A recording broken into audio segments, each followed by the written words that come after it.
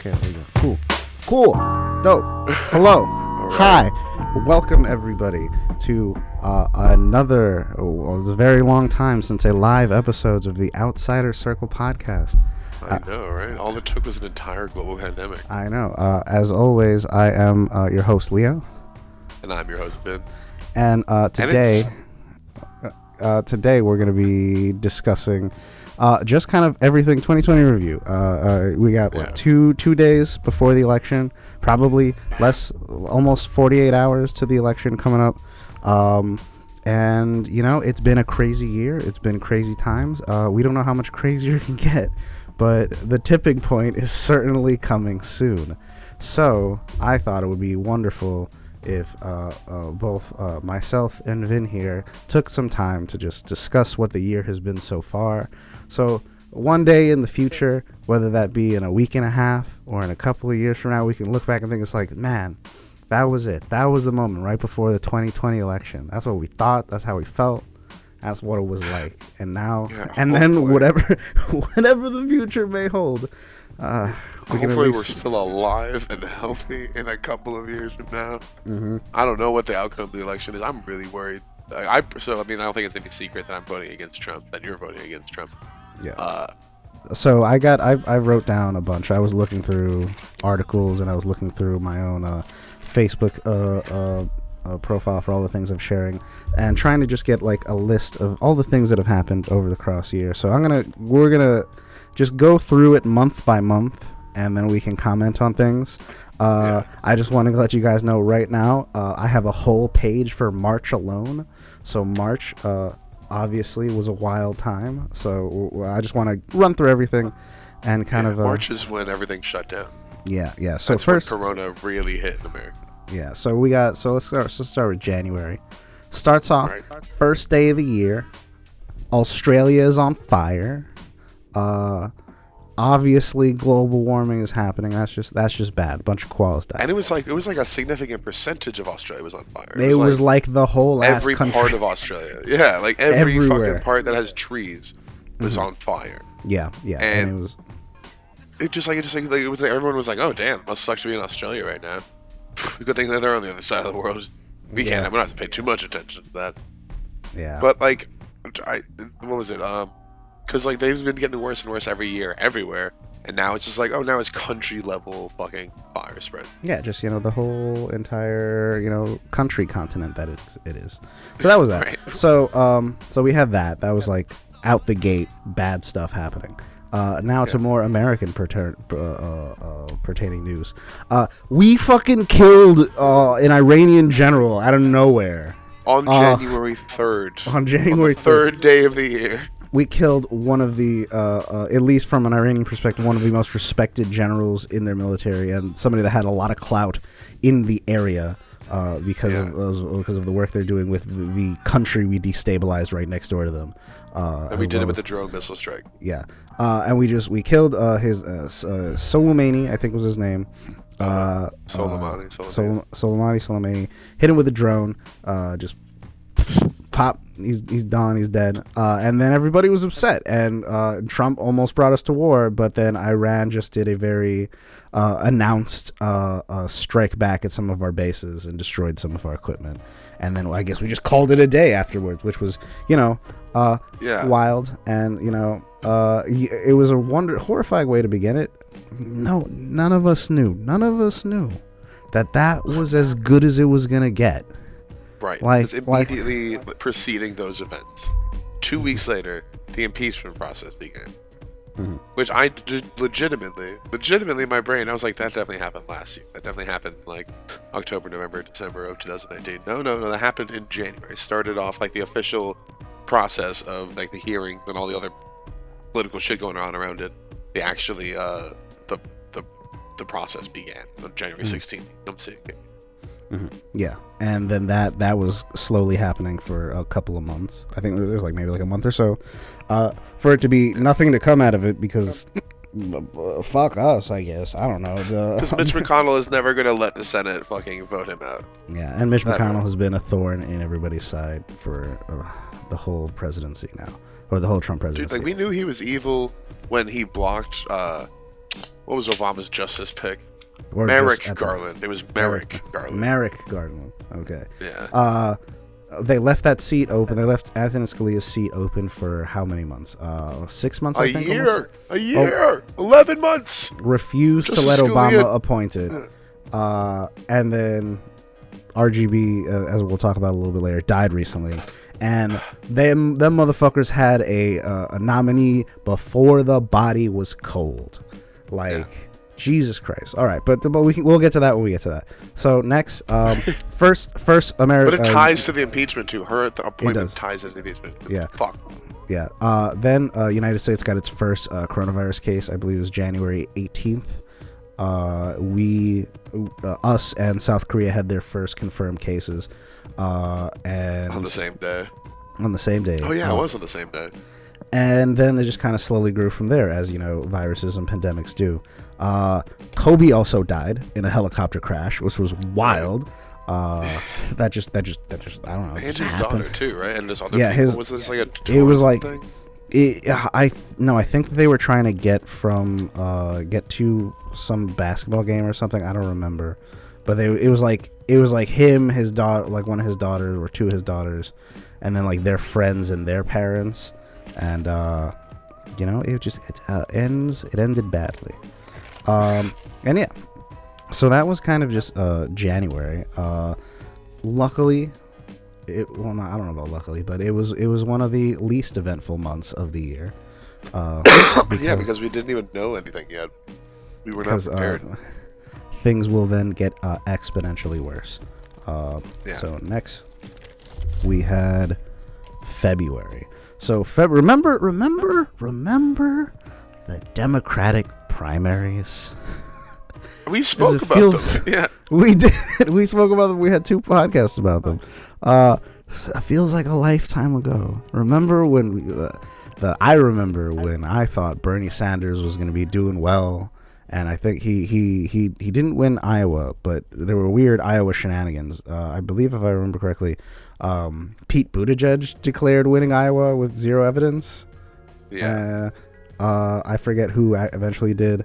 But then the Democratic candidates all started to drop like flies, all for Biden. So then it was just kind of like Biden versus Bernie at the end of it, which Bernie eventually secedes because he's a good man and bad things started to happen. Let's see. We had our first COVID death in February. Interestingly enough, we started peace negotiation talks with the Taliban in Afghanistan. That has not been going well. I've been keeping up with that. No, but they're fucking thrilled lately. Yeah. Have you seen that? You see the Taliban endorse Donald Trump? Yeah. Hilarious. Weird, but also hilarious. But that's the world we live in. Yeah. Let's see. Sonic the Hedgehog, the best movie to hit theaters this year, came out. So that did not come out in 2020. It did. We saw that movie in theaters. Oh my did. God. That was the last movie I saw in theaters. That was the last movie I saw. Oh my God. That was my peak cinema experience of 2020. Sonic the Hedgehog. I'm gonna be honest, I don't regret anything about that. It was not wonderful. Even a little bit. We went to that little intimate theater near Brian's place, right? No. We saw the Lighthouse there.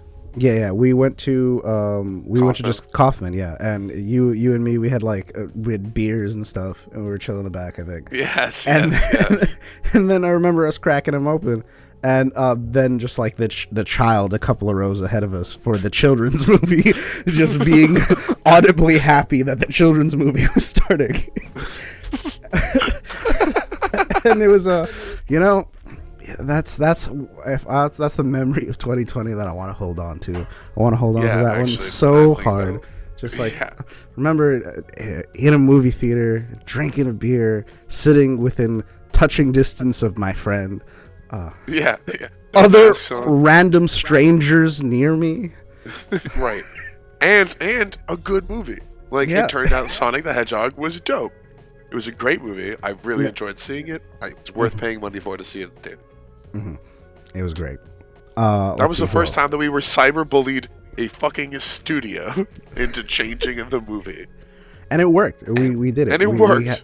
We have the power to cyberbully a major film company to make it. I haven't personally seen it. Animations. But there must be some segment of the internet that's saying, release the original cut. Like someone they release the Snyder cut. Somebody on the internet is saying, release the teeth cut. Release the child's teeth cut. If anybody would be out there calling for that, I bet it would be the Sonic the Hedgehog Twitter. Yeah, 100%. Okay, let's see. God. Let's see what else happened.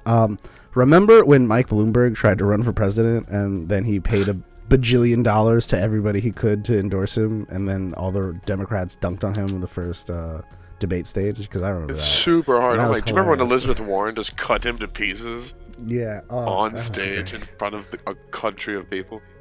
Well, I know, because Cory Booker and Kamala Harris, they dropped out really fast. They dropped out in early February. She didn't endorse Biden then for another few months. Yeah, I think she was like the last one of the major players that were running. Right. And I think she, like everybody else who was important, dropped like right before, what was it, Nevada or one of the or Super Tuesday, I think. Yeah. To give it all for Biden. But and then he won in Carolina, which was a rap performance. Yeah. So Bloomberg got dunked on after spending a bunch of money. Good news. One piece of good news. Harvey Weinstein was found guilty of 2 charges of something. Not a lot, but he got years. So that man's gonna die in prison. Let's see. Bernie was Jeffrey Epstein, was that February? No, I don't remember. Because I know Ghislaine Maxwell is somewhere on here. Ghislaine? I don't know. It's the silent age. No, it's just on a global level. I think Brexit happened right at the end of January, right at the beginning of February. Yes. And I think shortly thereafter, Prince Harry and Meghan moved to Canada. Yes, and then that was the thing that people had to care about for 2 weeks. There was it was probably the last frivolous thing they cared about. I guess so. Because ever since then, every piece of news has been horrifyingly vital to your existence. And I think also in February, that's when Italy got fucked. And shut all of Italy down. Yeah, Italy started getting fucked up, and that's really when Europe started to blow up. And as we speak, we are in a second European wave. Yeah, which spells badly for us, because just like the first wave, United States, or at least the Eastern Seaboard, or probably most of the United States, now that it's not just now it's spread everywhere. We're just a couple of weeks behind them climate-wise, and share a lot of cultural similarities. So we're already on the road there. If for those who haven't checked the COVID case numbers, we had our highest day Friday, I think. This last Friday, which was a couple of days ago, 100,000 cases. A year, right? Yeah, 100,000 cases in a single day. And we might hit higher again this week. And I think we're going to keep on going higher until like third week in November. But then we're going to have Thanksgiving, and then who the fuck knows what's going to happen there? Everything's bad. But yeah, so I think that's all I got for February. Unless you got anything you want to say about those, we can move to March, and March is a big month. So I'm just trying to think about when anything else notable happened in February. But let's move on to March. So March, starting off, Europe gets under a massive lockdown because Europe is on fire with coronavirus. They have their huge spikes. Europe also has they have their Italy spike, which had a lot of older people in that area, and then they just started having spikes around the rest of the continent, and it was getting really bad for them. So Europe started to close. Because of that, the market started to tumble down. The Olympics got postponed. Yep. And various countries start to go into lockdown. Now, at this point, the United States finally starts making some some noticeable efforts to try and curb the coronavirus pandemic that's spreading across the country. Yes. Dr. Anthony Fauci is brought on to lead a task force. Mm-hmm. New York City goes on a state of emergency on the March 12th, I believe. I think Cuomo then declares a state of emergency in New York on the 18th, 5 days later. By that point, our cases are already skyrocketing and getting exponential growth. And everything is just really scary all the time. So they also the world leaders had a Zoom conference. I forgot about that. Yeah, to try to figure it out. And Trump kept on downplaying everything. And this was the time when Trump wanted to, he kept on saying that we're going to be open by Easter again. Remember when he said that we were going to be open by Easter, that it was going to be gone in 2 weeks? It was going to be magically gone in summertime when everything gets warmer. And then it wasn't. And then, And then we also started seeing new symptoms that weren't even things. Like people who had recovered from the corona and were still dealing with like the latent side effects from having gone over it. Yeah, and then that was the weird kids disease where the kids were like getting some like multiple organ failure or like multiple organ spasm things that they were having for kids that had COVID. And this was like after we had already thought that COVID was going to be a only for like the older people thing. At this point, it was mostly affecting older people, not affecting the young. But after for whatever reasons, I don't know. I don't even know. I haven't heard anything about that in a couple of months to see if we've learned anything more about it. But then kids just started getting randomly really, really sick. And this is like after the coronavirus has run its course through them. And that was the thing that Trump was saying the whole time too. It's like, oh, kids are fine. Like they get it, they bounce back. It's just like old to them, nothing. And it's like, okay, sure, that's not true for one. And then also the kids will go into classrooms and then give it to like their teachers and give it to their parents. And this is how things spread. Yeah, that's how viruses work. So like also, I don't know if this is any particular month tied 2020. But like just speaking about kids, we're still keeping fucking kids in cages. The immigrant caravan that wasn't a 2020 thing, right? He was talking about that in 2019. That was 2019, maybe in 2018. I'm not entirely certain, but right. It wasn't this year. Still coming out. There are still like 545 children that have not been able to. They haven't found their parents. Yeah, they're just lost. They can't figure out how to find their families. Right, and these kids, I'm sure that most of them don't speak a lot of English. And they're fucking alone and afraid in a country that was supposed to be helping them out. Exactly. Everything's a nightmare. Everything's a nightmare all the time, constantly. And it just really opened up in March. All the time, constantly, really is the key words here. But in March, the key lockdowns went into effect. Yeah, New York City lockdown. Yeah, we also started getting some type of relief. So I think March was when we got the $1,200. But that's when it mine hit, I think, in like June. But that's when it was. That's when it was announced. I think I got mine sometime in April. But we got that at the same time while we got the couple hundred bucks. Yeah, major corporations got buco bailouts. So much bailouts. They got so much money, and they have led to a runaway on the stock market that is only now possibly coming to an end as this election looms over and everybody in the financial market is worried about what the hell's going to happen next. Most people started working from home. The Zoom conferences became like a new normal. Like everybody is starting doing all this like telecommuting, and now major companies are starting to think about like, well, maybe we don't need to have people working from home. And like Twitter, for instance, has announced. Twitter was one of the first companies to have all of its company work remotely, and now they're one of the first companies to say that their employees never need to come back to the office. Yeah, which is really good. I'm really glad that like the work from home has been pushed so hard and now has like advanced so far since. I really enjoy it personally. Yeah, you get to work from home. You've had 2 positions now working from home, which are like good for you. Yeah, and it's like I think it's a way better way of doing it. Like, because there was all for years and years and years, companies resisted this kind of idea that working remotely. It's like, oh no, you need to be in an office. And I think there are a lot of perks to being in an office. I personally like office life a lot. I miss it sometimes, but I do really enjoy the perks of working from home because you can, you're a little bit more at ease and you're a little bit more relaxed and you're a little bit more into the work then, because like I don't know. I feel on the one hand grateful to have a job when so many people don't, and two. like when you're not like under all of the pressure of like your peers and your like managers and just other people around, I feel like you just operate more confidently, more fluidly. Yeah. But it does, like, economists has already run the numbers, and like working from home saves you a lot of money, and it saves you a lot of energy. You don't have to commute. Let's see what else. What do we got here in the finer details? Jacob Javits Center was turned into a field hospital, so that happened real quick, as well as that's just happening more, and probably going to start happening again.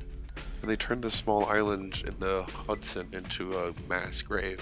Well, it was always a mass grave, but we just started using it again as a mass grave. Well, okay, yeah, but we hadn't used it as a mass grave for like 80 years. Yeah, it's been a while since we've had to bury a bunch of random people. But you know, sign of the times. Also for when the mass graves, since you can't just have mass graves, you also have to store the bodies first.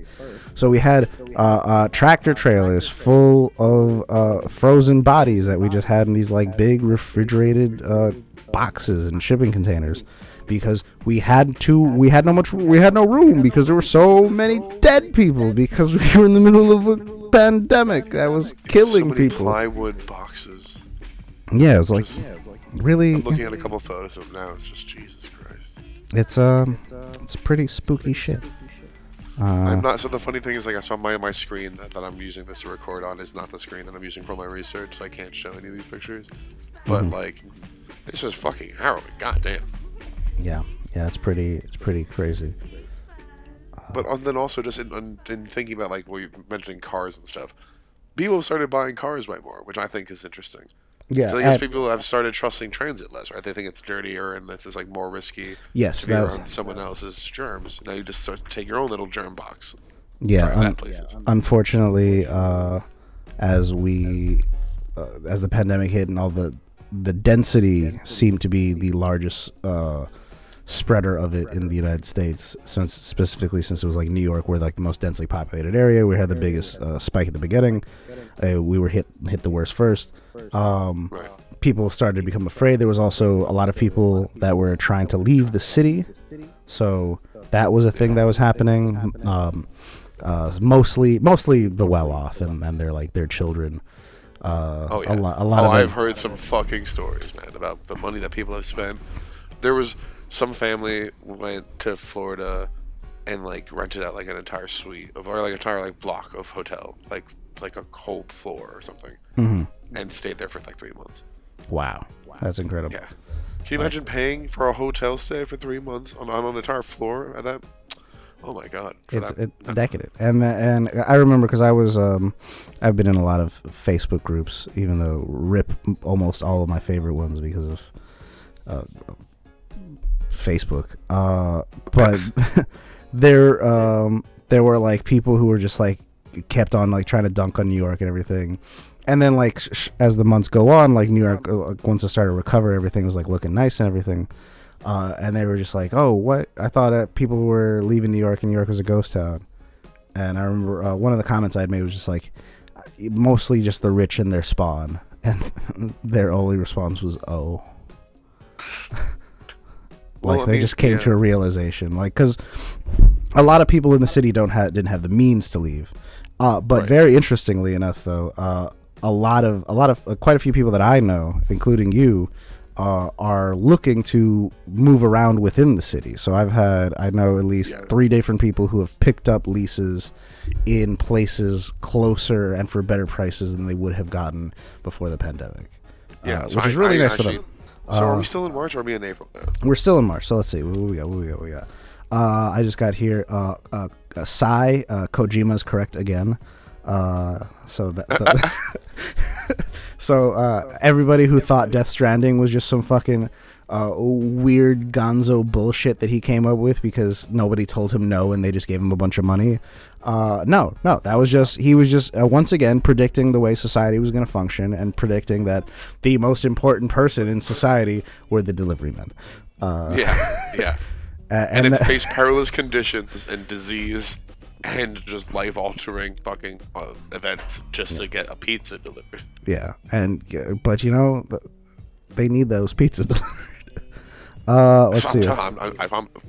I have an infinite respect for like delivery guys. Yeah. Even before Death Stranding, even before all this, but now particularly with all this. Let's see what else. Marianne Williamson was a thing, and that I just have. I don't know. I have in March. I think she dropped out. She should have gotten a better shot at. She was never going to get the nomination. She should have been allowed to speak more without people just focusing on the weird orbs. It's hard to not focus on the weird orbs. I'll be honest. The weird. They're weird, but she did have a lot of interesting things to say. Honestly, and that's what I liked about this whole primaries. All of them really, because like the field was so much further left than it has been in the Democratic primaries. I feel like for the last few primaries. Yeah. Like between Andrew Yang, Bernie, her, and Elizabeth Warren, they're all fairly, well, Bernie being obviously the most left, but they're all fairly progressive Democrats there. And then you also had like Amy Klobuchar, who's like a centrist, and Pete Buttigieg, who's a centrist, and Michael Bloomberg, who's a cunt, and fucking who else was there? What was the ex-Marine? She was cool. Tulsi Gabbard. People still there's some like really hardcore Tulsi Gabbard stands still out there.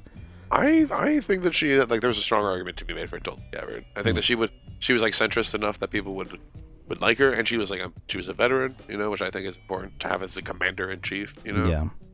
But I can see that going. I can see her like still having like weight later as time continues. But we'll see. She was an interesting person. Like who else? We went to state of emergency. Both Boris Johnson and Jair Bolsonaro. So Bolsonaro got COVID in March. So I guess they both survived. They did both survive it, but they both got hospitalized and were knocked out pretty bad.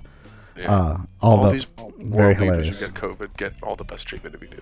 Yeah, of course, because they're the world leaders. Let's see. Corporations get everything that they need. Bernie eventually quits the campaign for Biden. What is it? New York City bans plastic bags. Finally, it goes into effect, which has been only very loosely.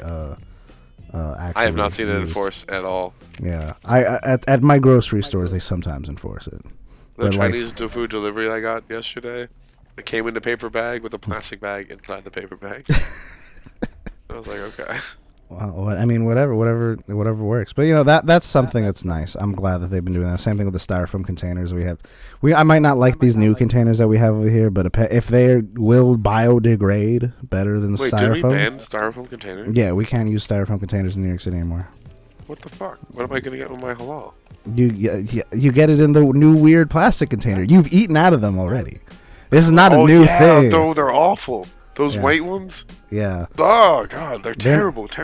They're not great, but if it helps the environment a little bit, I can live with that sacrifice.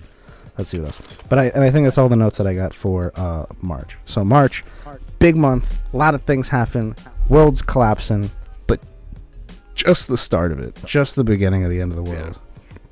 And then it was April then. That's when people started getting fucking itchy, getting fucking like they didn't want to be at home anymore. Yeah. Because I think in May is when the protests actually really started, but I think we hit 1 million worldwide cases in April. Yeah. In the protest didn't start till the end of May. It was like the last couple of days of May. But the sentiment was really bubbling at that point, and it was really kind of just waiting for something, especially since people were sitting at home and just waiting to be upset about something, as Americans tend to do.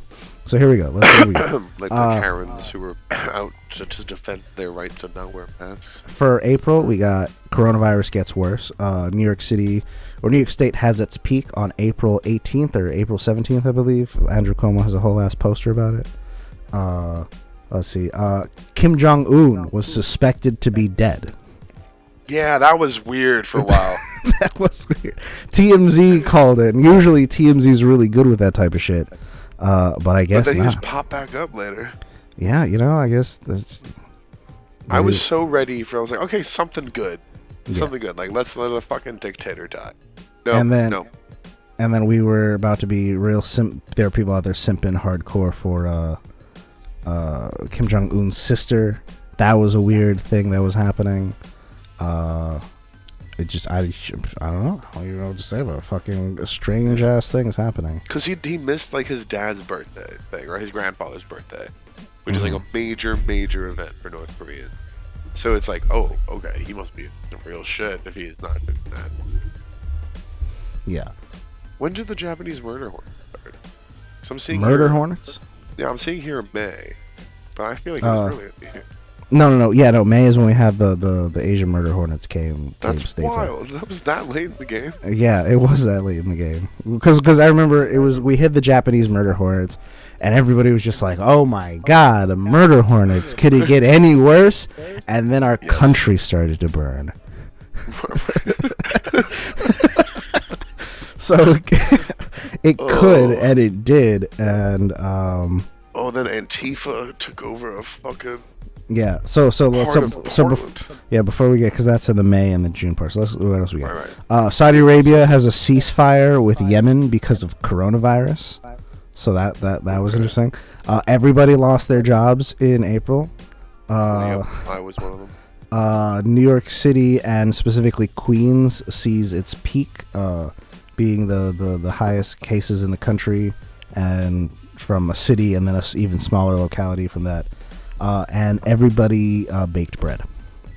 Remember when everybody bought all of the toilet tissue that existed? Yeah, what the fuck? What the fuck? How many people, like, how much do you shit? Like, how worried are you? Also, my argument was very strongly from the beginning, like, if I run out of toilet paper, right? It is a bad mood, but I'm at home. Yeah. I will just take a shower. Like, I will just clean myself the old-fashioned way. And honestly, I feel like there probably have been a rise in bidet sales now that I think about it. I'm not sure where I would find that information out, but I bet you there have been. Yeah, bidets have been getting increasingly more popular right before coronavirus. I like that. I think that we should move into a more bidet-centric culture. Have you used one? I think I used one like once, and it was an interesting experience. I think it's life-changing. I need one. Whenever I do hopefully buy a home, the second purchase, the fourth purchase probably will be a bidet. Let's see. Also sports, I think, had shut down in March, and we're starting to get back up and running in April. So, but then one of the basketball teams caught coronavirus, and they had to shut it all down. Yeah. Also, subway, the New York City 24-hour subway service shuts down for the nighttime for the first time in its history, or at least the first time in a very long time. Hours. Yeah, but that's still like I've been since then I've been like out when it's like late, and I'm just like, oh shit, it's 12 o'clock. I can't just hang out till 4 a.m. anymore and get home whenever because the trains are gonna be working. Now I gotta like leave at a time where I gotta pay $50 some odd to catch a cab to go home, or walk or bike or some shit like that. Right. Let's see what else. Airbnb was collapsing. Nobody in the white. Airbnb has since not collapsed though. Yeah, unfortunately. It's weird. They had a surge in stock price like last week. Really? That's interesting. Something like that. I might be making that up. I think that I saw something that said that. Nobody in the White House was wearing a mask. Yeah, and then Pence visited a hospital and didn't wear a mask. Yeah. And as this was happening, the country was starting to reopen because at this point it had been about a month. While Georgia reopened all of its hair salons and bars. Yeah, while New York was still kind of reeling pretty badly from things. Everywhere else was just running up. The Florida beaches were crowded. Georgia beaches were crowded. All the kind of the southeast crowded beaches, wildly insane. And let's see. Bodies and shipping containers reopen America. McConnell suggested that Democratic states should just go bankrupt. That was totally a thing that an elected official who was supposed to be knowledgeable about how governments work said. And I mean, I just man, it's been a hell of a year, and we're only at April. We got another 4 or 5 months to get through. Yeah. When did Brexit happen? Yeah, Brexit did happen in January, so it had to be. I'm gonna do getting up on that. Mm-hmm. All right, so because April I feel like was just primer for May. Like April just felt like a prolonged March. That's like I got furloughed from my job. Most people lost their jobs. There were some counter protests for people who didn't want to be wearing fucking masks. Counter protests were happening. Yes. Yeah, in Denver, like April 19th. I would see a photo here particularly of some fucking dumb broad yelling at a doctor who's wearing a mask. Yeah, I remember that photo. That's a pretty striking photo. It's fucking nuts. Everything's bad all the time. Yeah. All right, but then May is kind of when the cork popped on a lot of shit. Yeah, May. That's when George Floyd was murdered. Yeah, George Floyd was murdered at the end. That's when Marbury was murdered. Mm-hmm. It brought new light back to Breonna Taylor's case. Yeah. Let's see, what else do I have here? Coronaviruses around the globe starting to flatten, while ours are only kind of plateauing. Plateauing and flattening are the same thing. Yeah. Chile had massive protests, which they finally kind of had a good end to that recently with their most recent election. Yeah, didn't they like oust somebody from political office? They kind of ousted most of their right-wing government, and they also elected to completely rewrite their constitution. That was it. That's what I saw. Yeah, they rewrite the Constitution. Yeah, so that's what else? Man, I wish that we could do something like that in America. You know, man, it's a shame that our Constitution is a perfect document that can, not get anything wrong ever, right? I saw the best. I think you posted this, but I've seen it a couple places now. The best argument that I've ever seen for why we should update the Constitution. Listen, I respect it. I think that we have some fundamental rights in that we should put into the new Constitution as well. But someone was like, okay, every state definitely has to have 2 elected representatives. It's like, oh, but what if 400 million people live in California? And what if how many live where? And it's like, yeah, the Constitution was written when we have 9 states, 13 states, something like that, 13 probably. Yeah, fucking nothing compared to what we have now. When they didn't even have the concept of there being millions of people in a single city, you know. So yeah, we should definitely have that. It should be a no-brainer. They ask these questions in the primaries, I think, or they specifically asked them after RBG died. But the whole idea of packing the courts, do Democrats want to pack the courts? Well, I think that we have 9.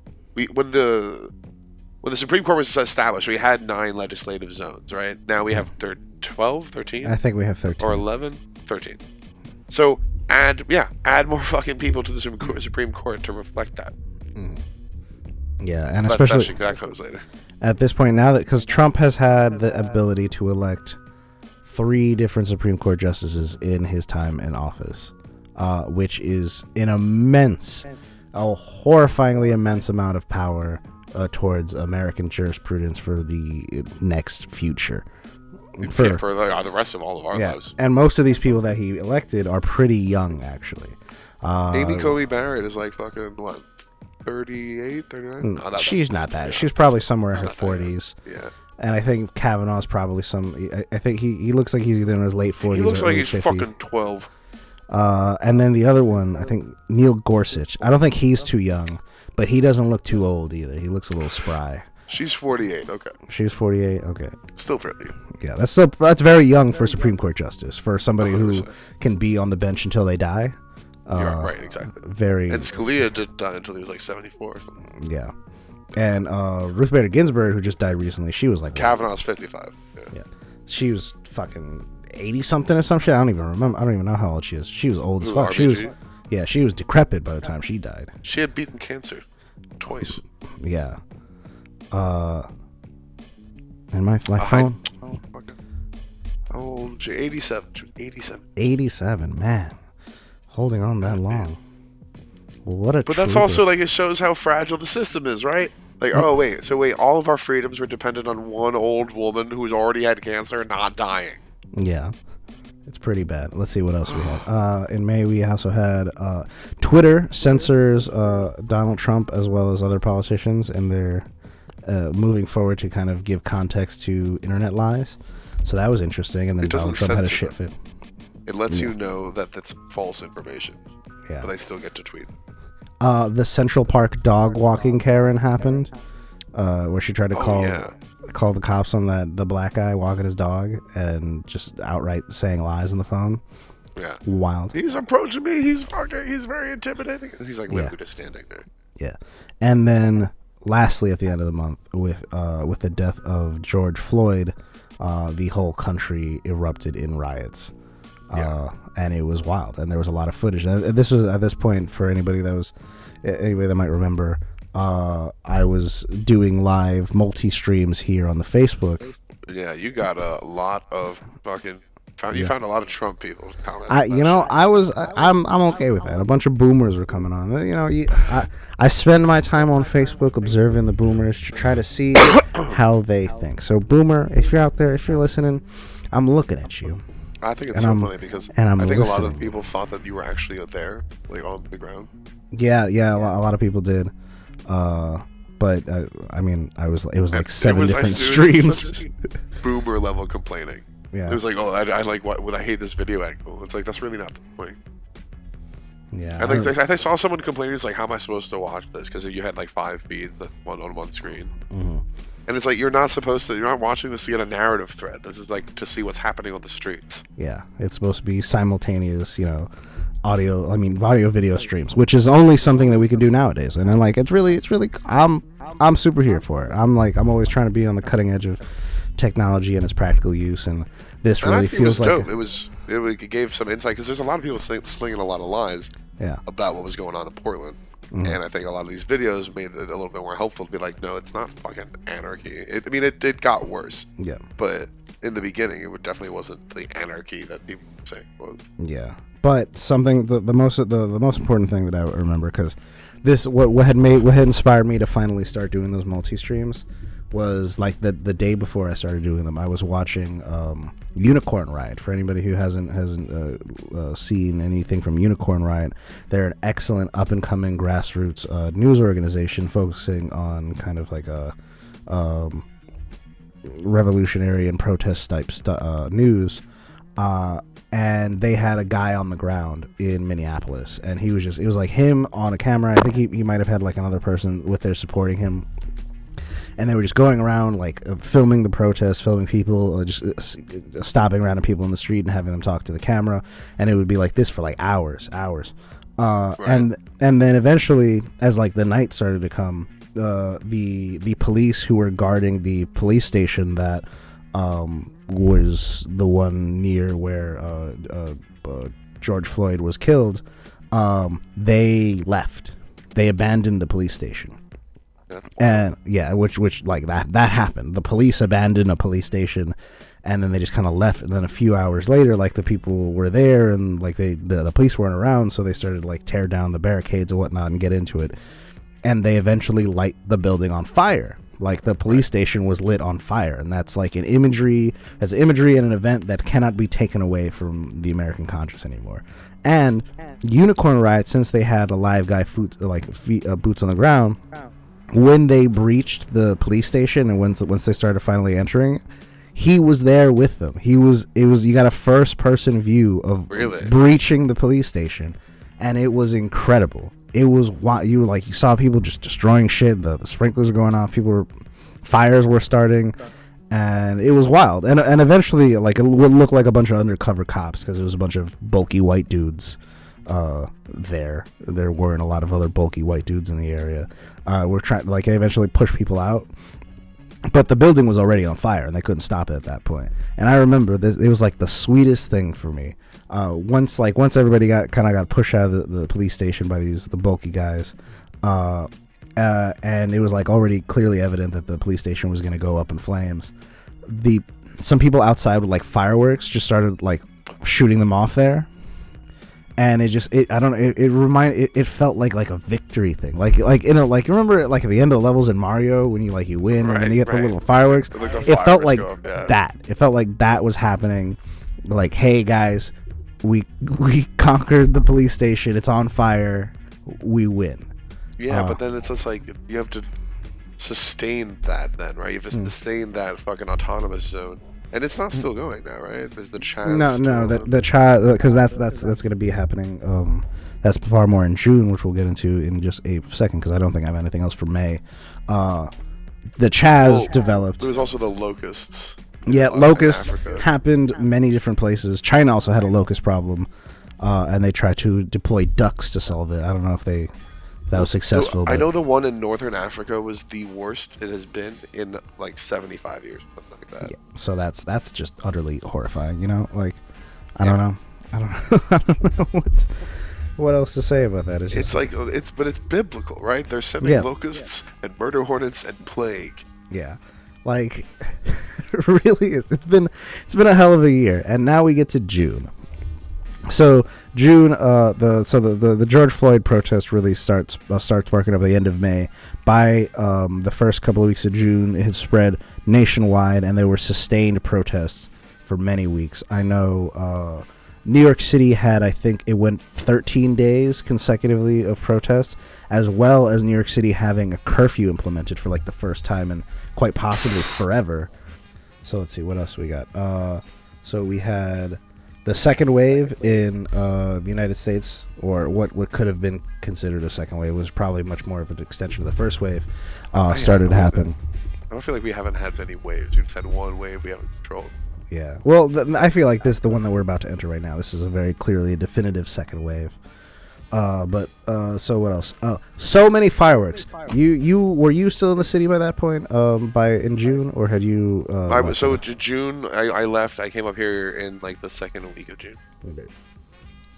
But yeah, there was a lot of fucking fireworks. There were so many fireworks in June, and like.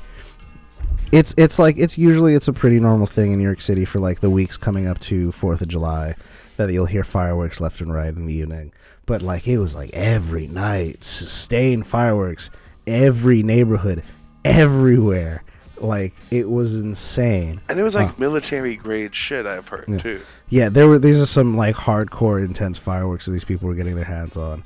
And it was just everywhere. Like there were 3 different spots around me where I can like hear the exact crosswalk where people were shooting their fireworks off.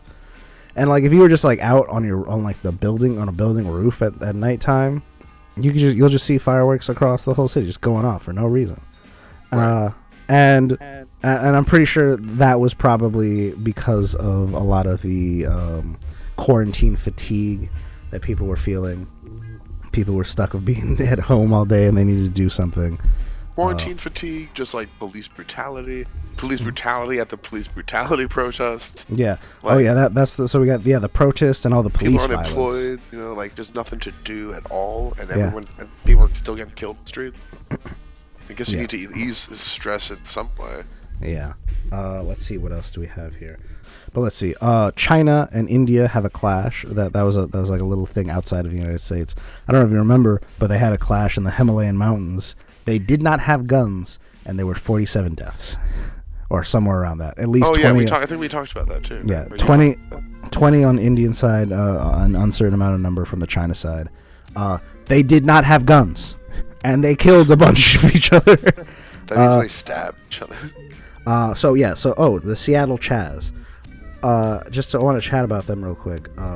Both CHOP, because at first it was called Chaz, the Capitol Hill autonomous zone, but then they later changed it to CHOP to be more accurate, which is the Capitol Hill occupied protest. It was like 4 or 5 square blocks that the protest was occupying. No police. Everybody was just chilling there, and it was a big old protest, and it was super cool. I saw a lot of footage from inside the protest. There were people talking, there were people caring for each other, mutual support, all the good stuff. Eventually that got taken down about like a month later, but they still held up for many number of weeks, and I think it was a pretty cool and interesting thing overall. I think it was like it was a good attempt, and it shows that like there is something that can be done. And I think that there's a lot to be said for defunding the police to make room for more community-based like action like that. Mm-hmm. But of course, like every time someone brings that up, it's like, oh, who are you gonna call when someone's robbing your house? Like, I still want there to be cops. Yes, like there's someone who needs to protect law and order, but not fucking military cops, like not fucking AR-15 wielding fucking body armor cops. Okay, but whenever you have gotten robbed, what has a cop ever done for you? I've never called the police, so I would never. I've been arrested too many times. I don't ever want to invite them into my home. I don't think I've ever met anybody who's had a positive thing come out of a police report. They just they just take the police report and then nothing happens. Yeah. Like I didn't even report my stolen bike because what the fuck are they gonna do? Yeah. Let's see what else. Also, so as the Chaz was happening, or the chop was happening, and that was really interesting. It gave me a newfound respect for both people from Seattle and people from Portland. Portland, because I mean, sure, they're a bunch of mostly white people, so they get the privilege to do such crazy things like this. But them motherfuckers were hardcore. So I don't have a lot for July, because July was kind of, oddly enough, a coasting month. So it was really just more of the same. More protests, more coronavirus, more anti-coronavirus protests. What I will say is, in July, and as July and August have started to roll up, and the protests really started to solidify as like a definitive cultural moment that our country was going through, the reactionary side of our society started to pick up on that. Mainly Proud Boys. The Proud Boys really started to come in up against publicly against the Antifa and everything. And now we have fucking fighting ideological gangs in the streets. Cool. Yeah, and actually one more thing before we really move off of like the topic of these the protests and everything.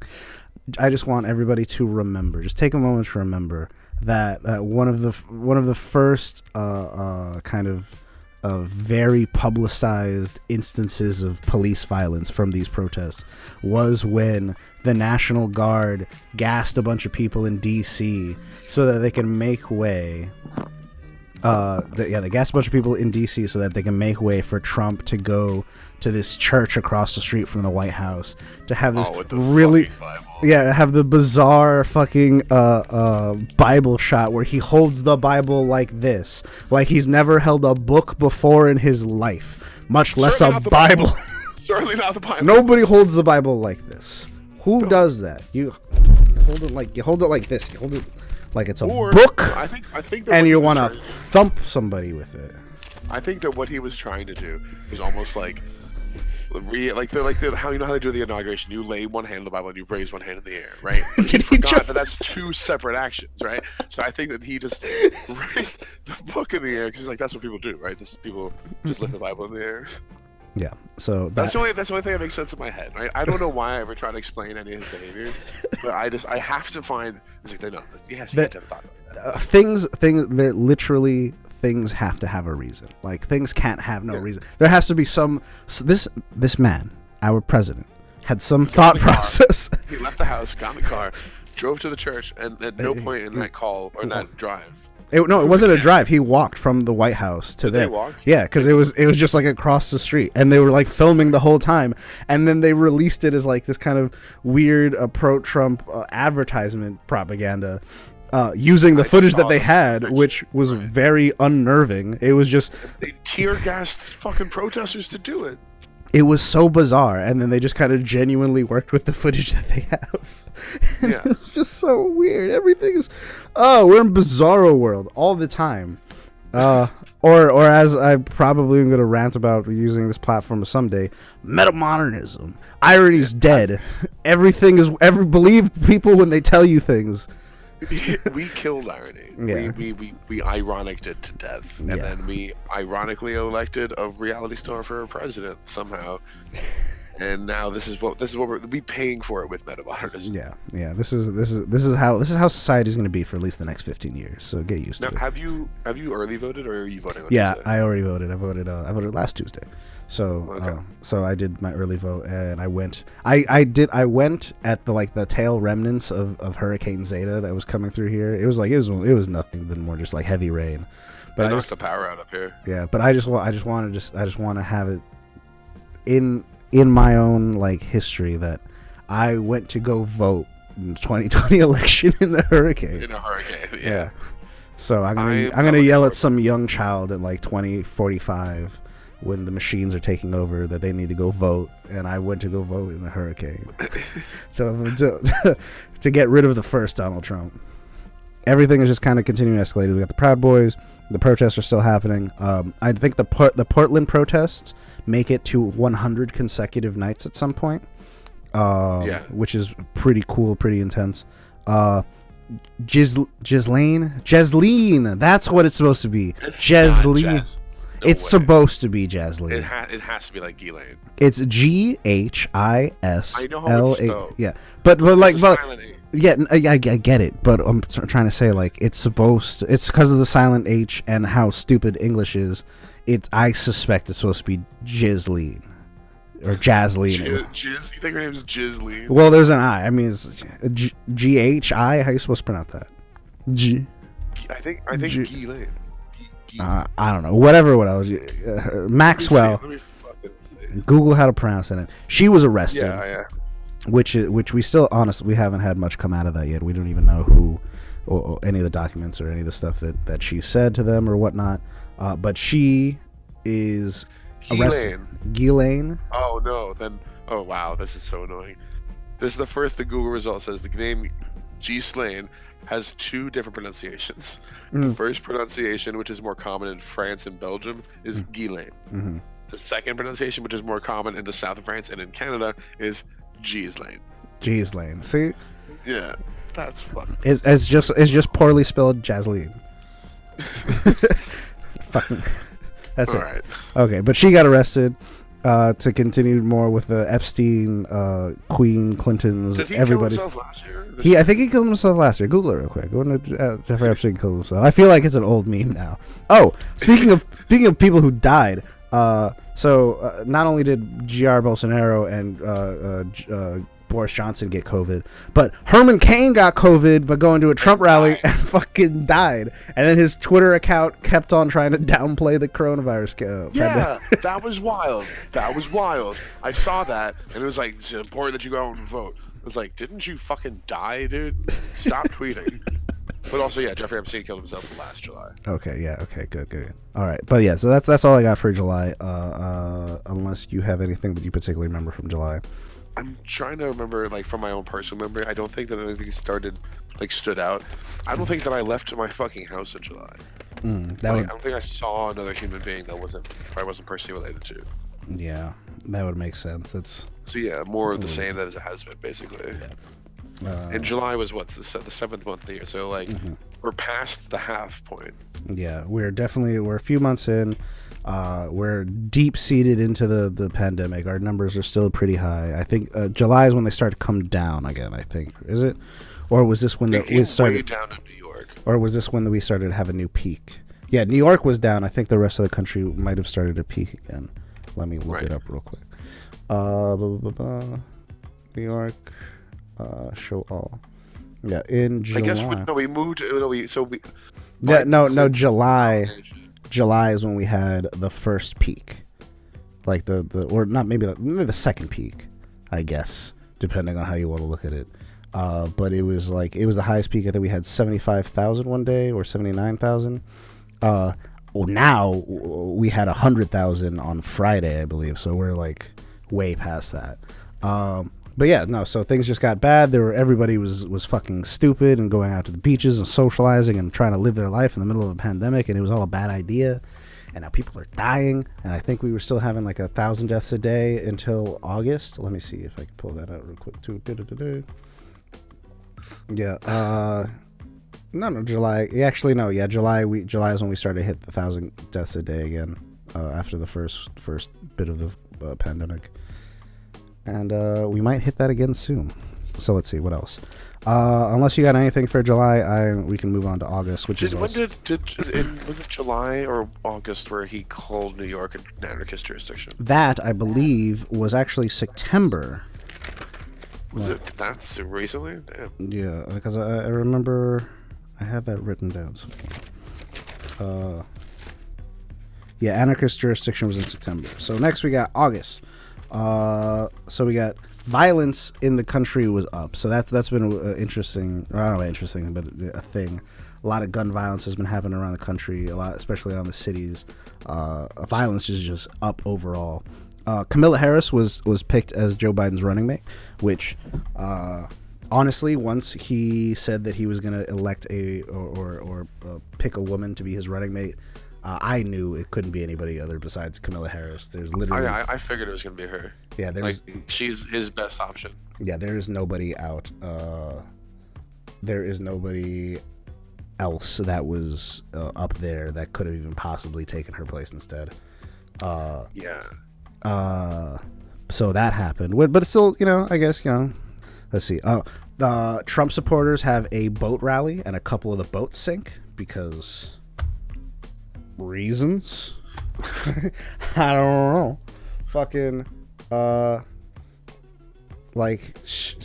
was crazy. That was also hilarious. The three separate boats went down in that boat parade. For the Trump parade. Yeah. I remember that now. And I think that's all I have. Also, the USPS was under attack and trying to be dismantled. It's still under attack because there's so many people are going to be doing mail-in voting. So Trump has been trying to discredit mail-in voting since fucking Joe Biden clinched the nomination. Yeah. Also, I guess more in August is I'm seeing a lot more Trumpaganda against Biden and all that Sleepy Joe stuff really coming into play more, trying to set him up to be this big fucking failure before any potential debates, completely backfiring because when Biden was able to get up and fucking string a sentence together, people were like, "Whoa, not so sleepy now, huh?" Yeah. So, which I still think that Biden's a little bit sleepy. He's. I have my own views on that. Is I'm not going to say anything until after the election, so that once the election is done, I will go back to 100% dunking on Joe Biden and Kamala Harris. But until she's a cop, she's still a fucking cop. She is still a cop. I mean, she might be a black cop, but she's still a cop. So she's a cop. But I'm hoping that helps swing some of the Law and Order vote. Yeah. It's if people really care so much about Law and Order, maybe we shouldn't have the guy who commits tax fucking evasion in the White House. Maybe we should put the cop in there if you're really all about the cops. Yeah, and does a blue Black Lives Matter? We gotta get to, because these summer months have kind of been less eventful, but once we start getting into September, October, it starts ramping up again. And this past October, which we just finished, today's November 1st. Today's April 1st. It feels like April 1st. Intense time. Feels like April Fool's Day. All right, so I think that's all I got for August. A couple of things from July that I missed. So we got a lot of Americans are dead. Too many Americans to be dead. Mulan did not get sold on Disney Plus. They just gave gave that away for free. They didn't try to sell it. Oh, really? Yeah, because Disney was like, "Oh, we're gonna sell it for $25," and everybody was just like, "You're gonna sell that shit for $25?" I mean, that movie that doesn't really even look that great. Dude, they apparently I haven't watched it. I didn't know it was free. Now that I know it's free, I probably will. They cut out Lieutenant Shang or Captain Shang, General Shang, whoever the fuck. They cut out the male love interest as a love interest. Really? Because they said, they said because it was the fact that he is in a station of power above her makes it uncomfortable, and it's that's not the feminism that we're looking for. That's not what we're because also he didn't do anything in terms of pursuing a romantic relationship with her until after she left the military. A couple more things for July. I don't even know if this the NBA Wildcat strike, which I don't know if you paid attention to it. I was barely paying attention to sports. I'm not a sports person at all, but I'm adjacent to a couple of sports people, and just seeing a bunch of their news, specifically how the MLB couldn't not get coronavirus, which was kind of hilarious because they're spaced out the most out of every sport. NBA had that shit down. They made their bubbles, and it worked for the most part. But with the bubbles still, they since obviously a lot of the NBA is people of color, and they were watching all the protests happen, they were just we can't just not do anything about that, since we had people. There's so many people paying attention to the NBA and now. I think that they did it in a playoff game too. They did it real close to the playoffs, something like that. And no, it wasn't. It was whoever the Minneapolis team. I don't know. Or the Minnesota team, Timberwolves. I have no idea. But I don't know. Where's Joe? Whatever they did, they striked. They did an unsanctioned strike because I think their union was just not about it at all. Right. And they were just there a union? There should be a union. I know NFL has a union. There should be unions. So if they're not unions, that's bad. But but they striked, and they were just we're not going to play unless we can do something about what's happening right now, and the George Floyd stuff. And the most that I know of that they've done, the most substantial thing, that they got out of it was they turned every single NBA. Oh no, did my phone die again? They turned I think your video did die. Yeah, that's what it looks like. Did your audio die now too? No, I'm still here. Okay, Jesus Christ, don't scare me like that. Yeah. Damn. Oh yeah, we did. We got a boomer. We got one in there. Yeah. What was I just saying? So they turned every single NBA stadium into an early voting site.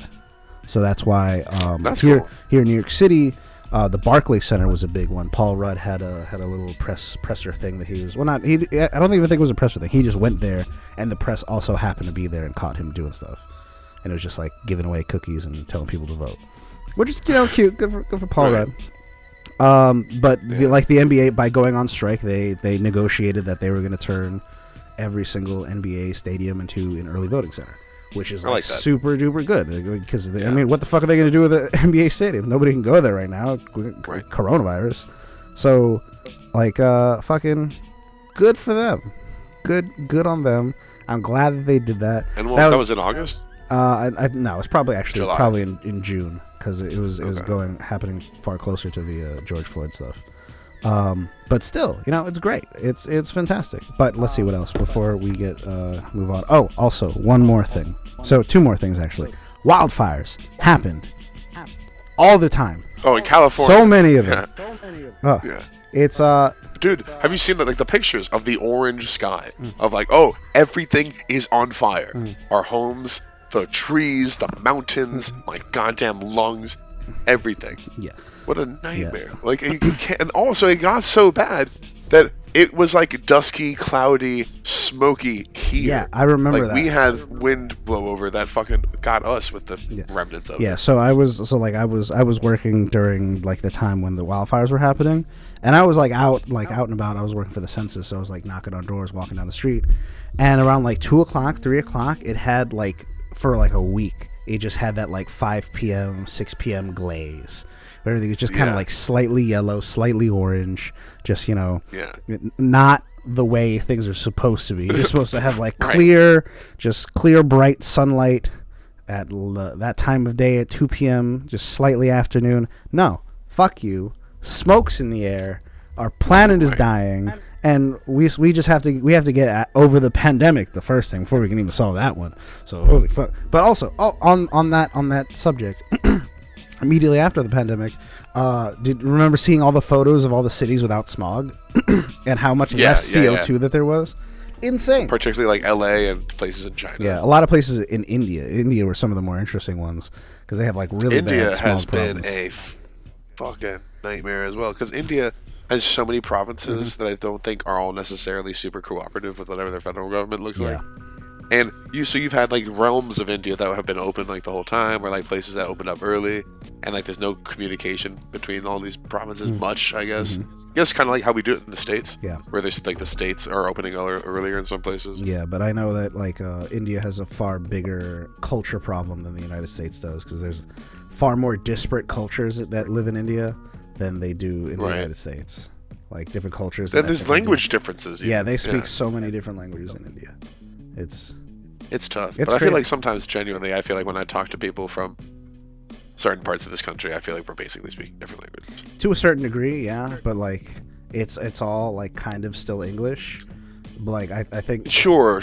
But I feel sometimes we are saying the same thing and we mean something very different. Oh, okay. Maybe that then. I speak to a lot of people from all around now, just because of work. And sometimes people get to talking about this upcoming election, and it's they're just man, I just can't wait until this election's over so we can get some sense back in this country. And I'm the way that the context around this conversation, the way that you're phrasing that, makes me think that we have a different idea for the sense that needs to be restored in this country. Yeah, let's see. So I keep it very vague. Yeah. Okay, and so one more thing before we can move on to the fall. TikTok got banned. TikTok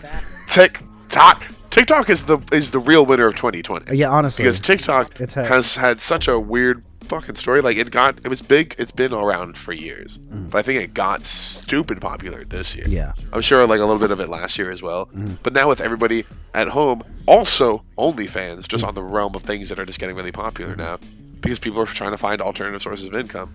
TikTok is it for some people. OnlyFans is it for some people. I've seen people start streaming, start podcasting. People are trying to, just try to grind it out, do that hustle, get it where you can get it. Yeah, and it's wild, it's crazy. But then what do they do? What was their workaround? Right, they set up an American corporation. Right? They haven't done anything. They haven't done anything about anything. Donald Trump tried to sign a bill or tried to sign an executive order that would ban TikTok. And he was trying to strong-arm TikTok into getting sold from ByteDance, which is the parent company that owns them, which is a Chinese company, to be sold to an American company.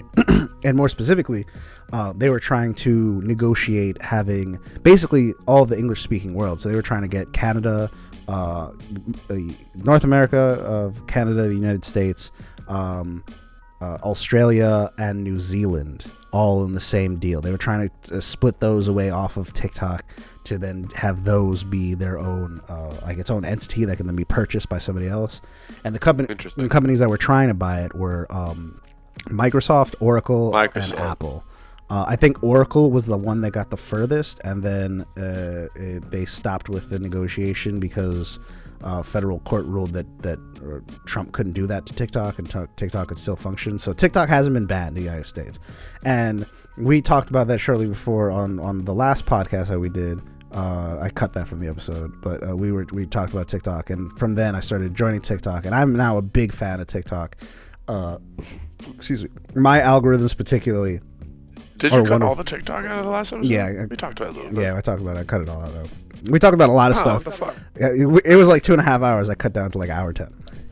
That's fair enough. So I definitely had very strong opinions about TikTok. Yes, but since then I've been on TikTok, and it's been pretty great. And very specifically, the leftist propaganda on TikTok is fucking A+.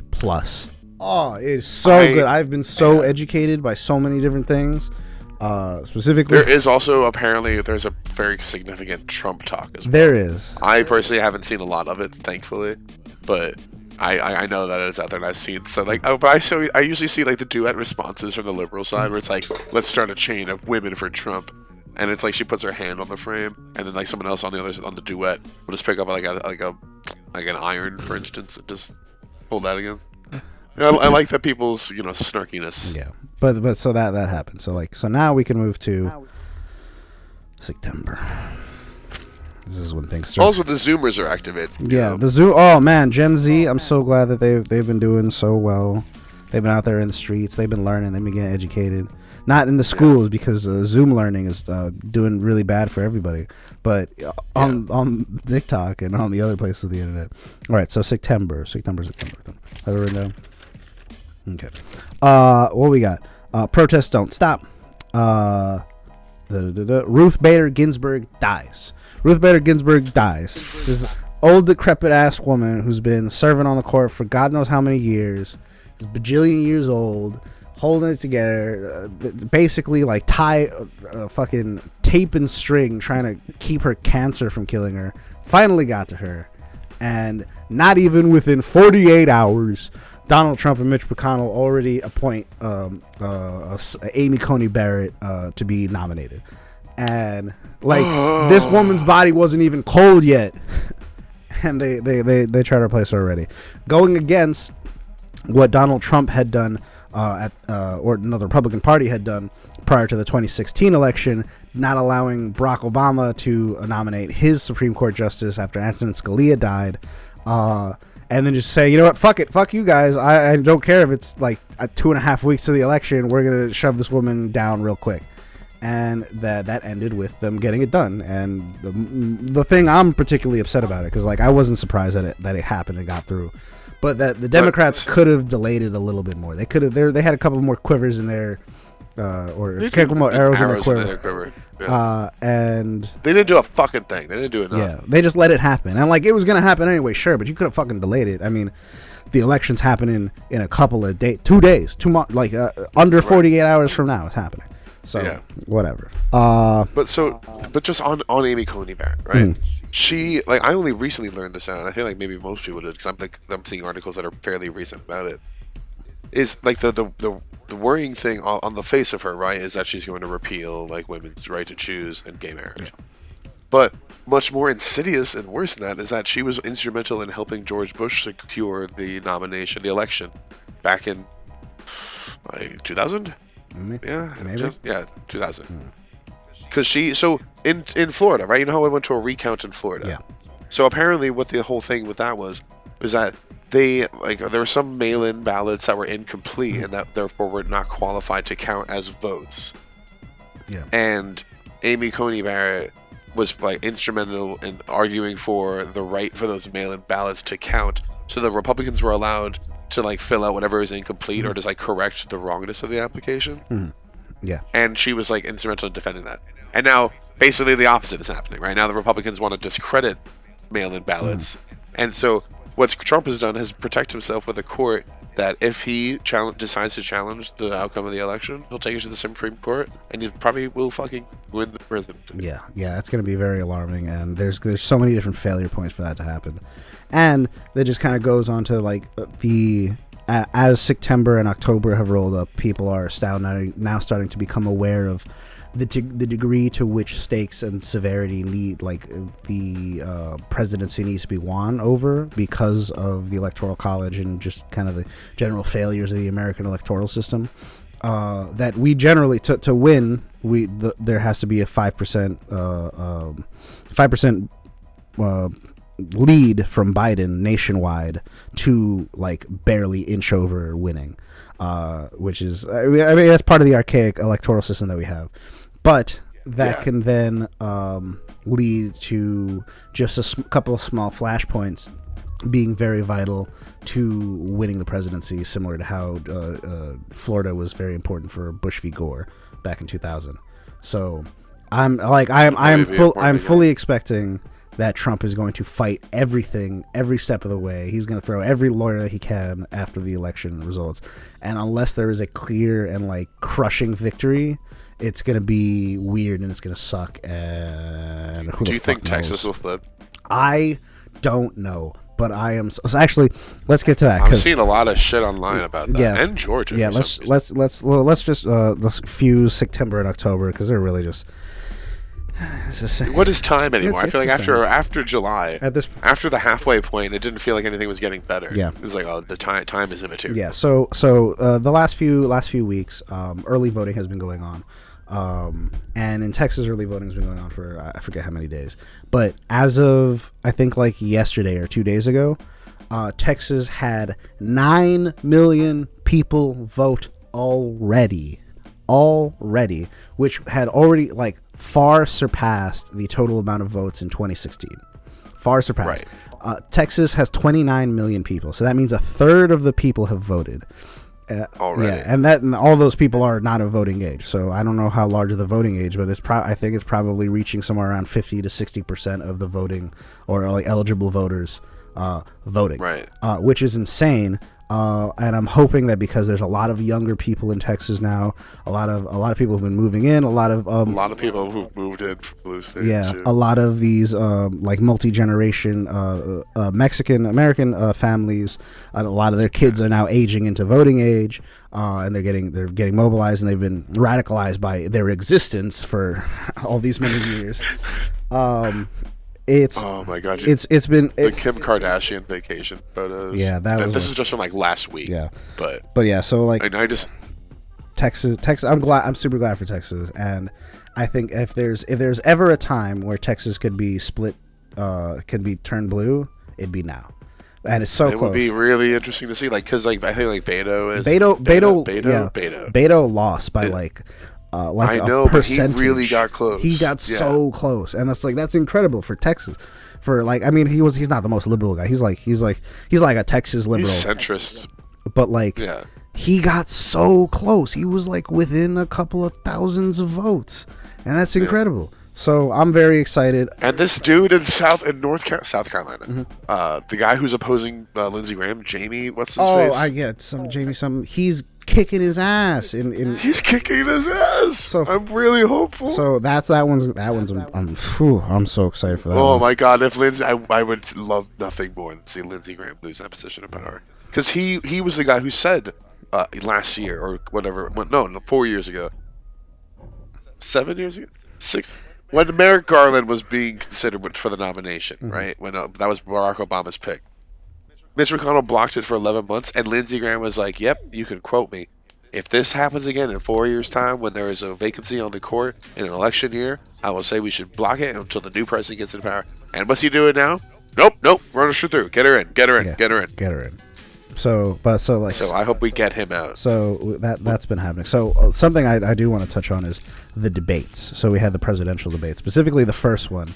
Can we call them that? You know, we can call it a yell shouting.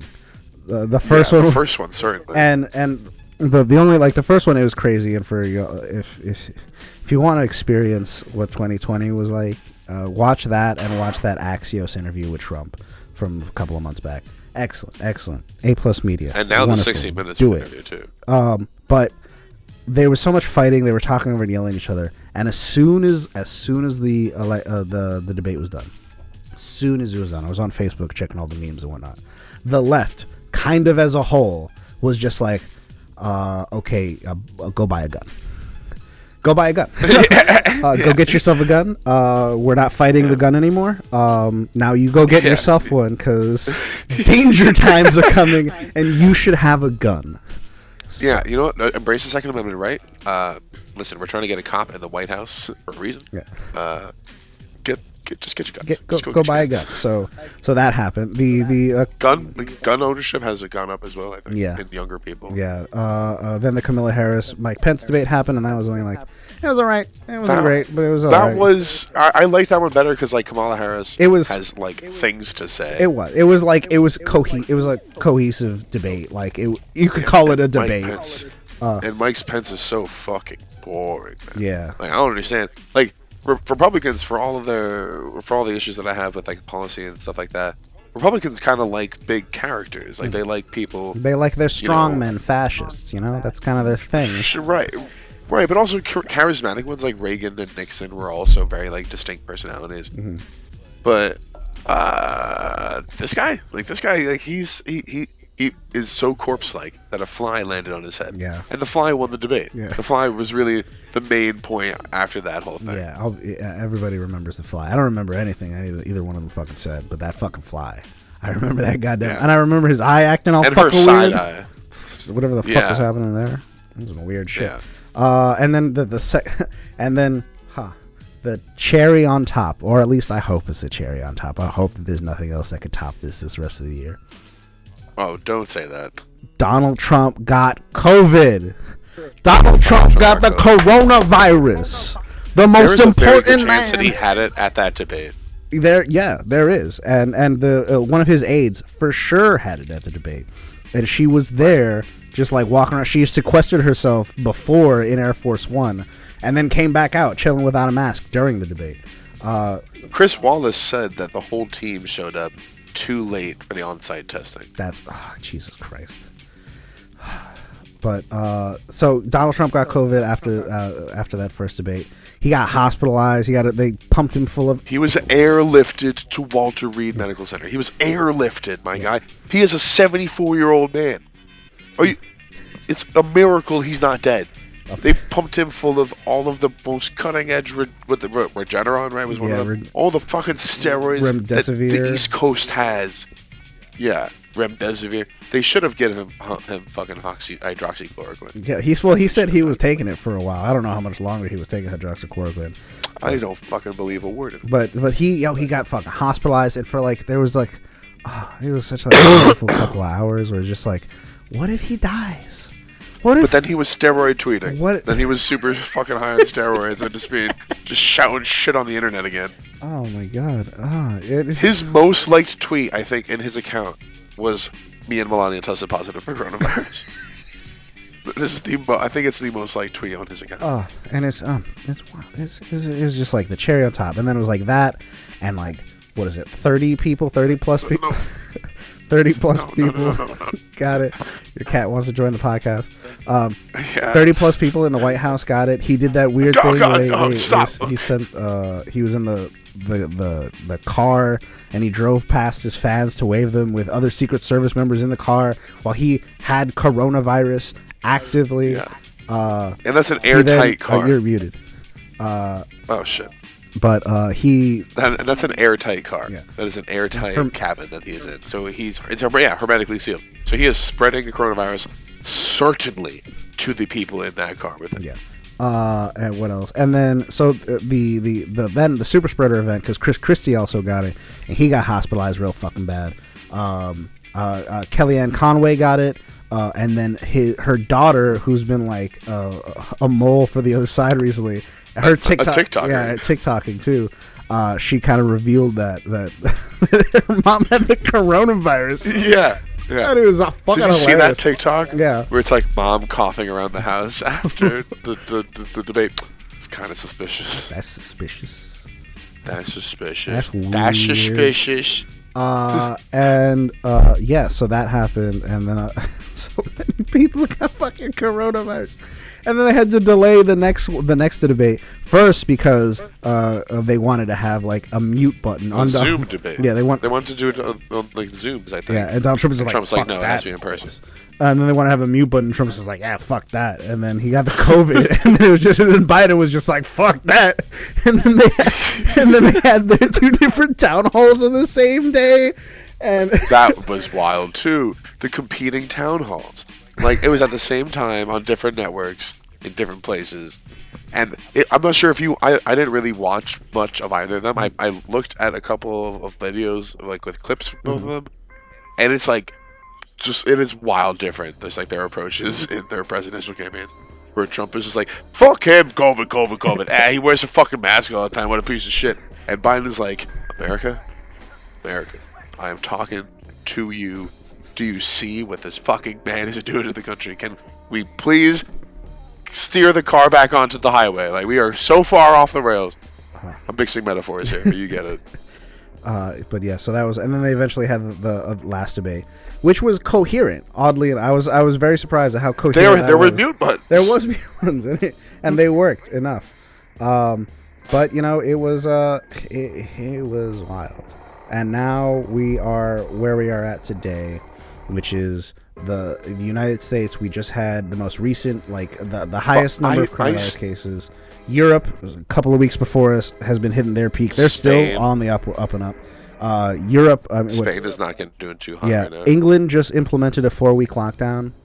Paris locked down a couple of days ago. I don't know for how long. Spain, I think, is also doing a lockdown.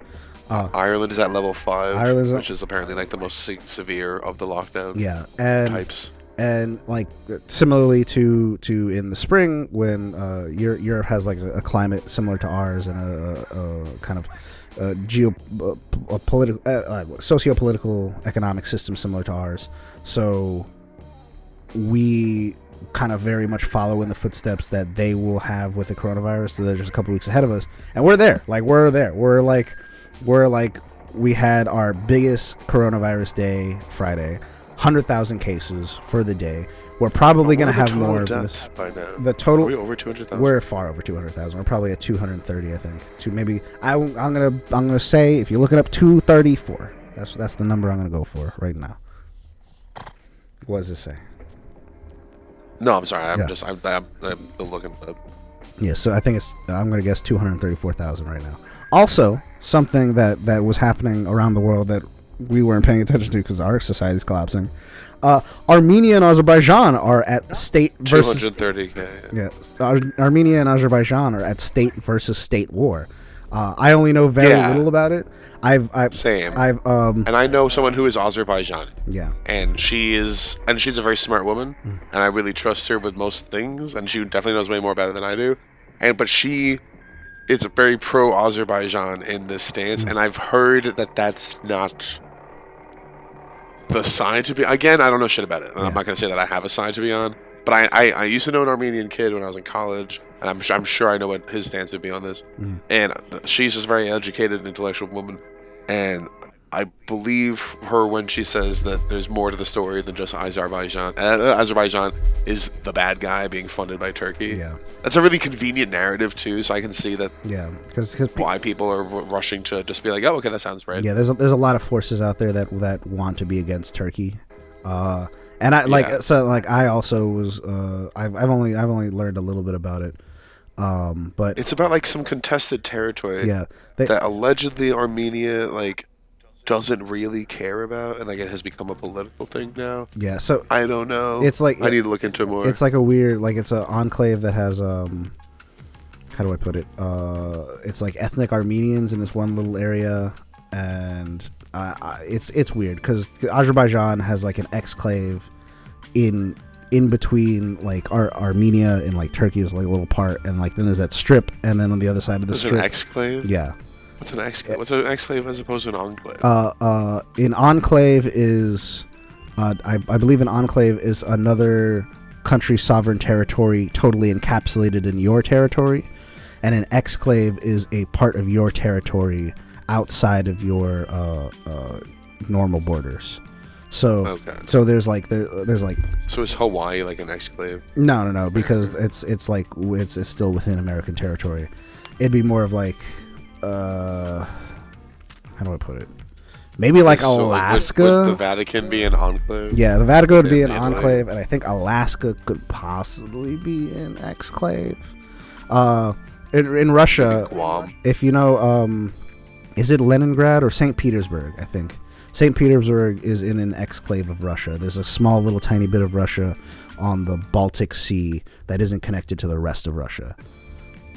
Really? Yeah. And then there's a bunch of different countries have a bunch of little those. India and China have a bunch. India and Pakistan I also think have a couple. But it's just weirdly distributed territories. It's generally a weird geopolitics thing. Right. But it happens, and it leads to conflicts because you have a piece of somebody else's sovereign territory in the middle of your sovereign territory. So right. Yeah. So okay. But it's I don't know. I would like to learn more.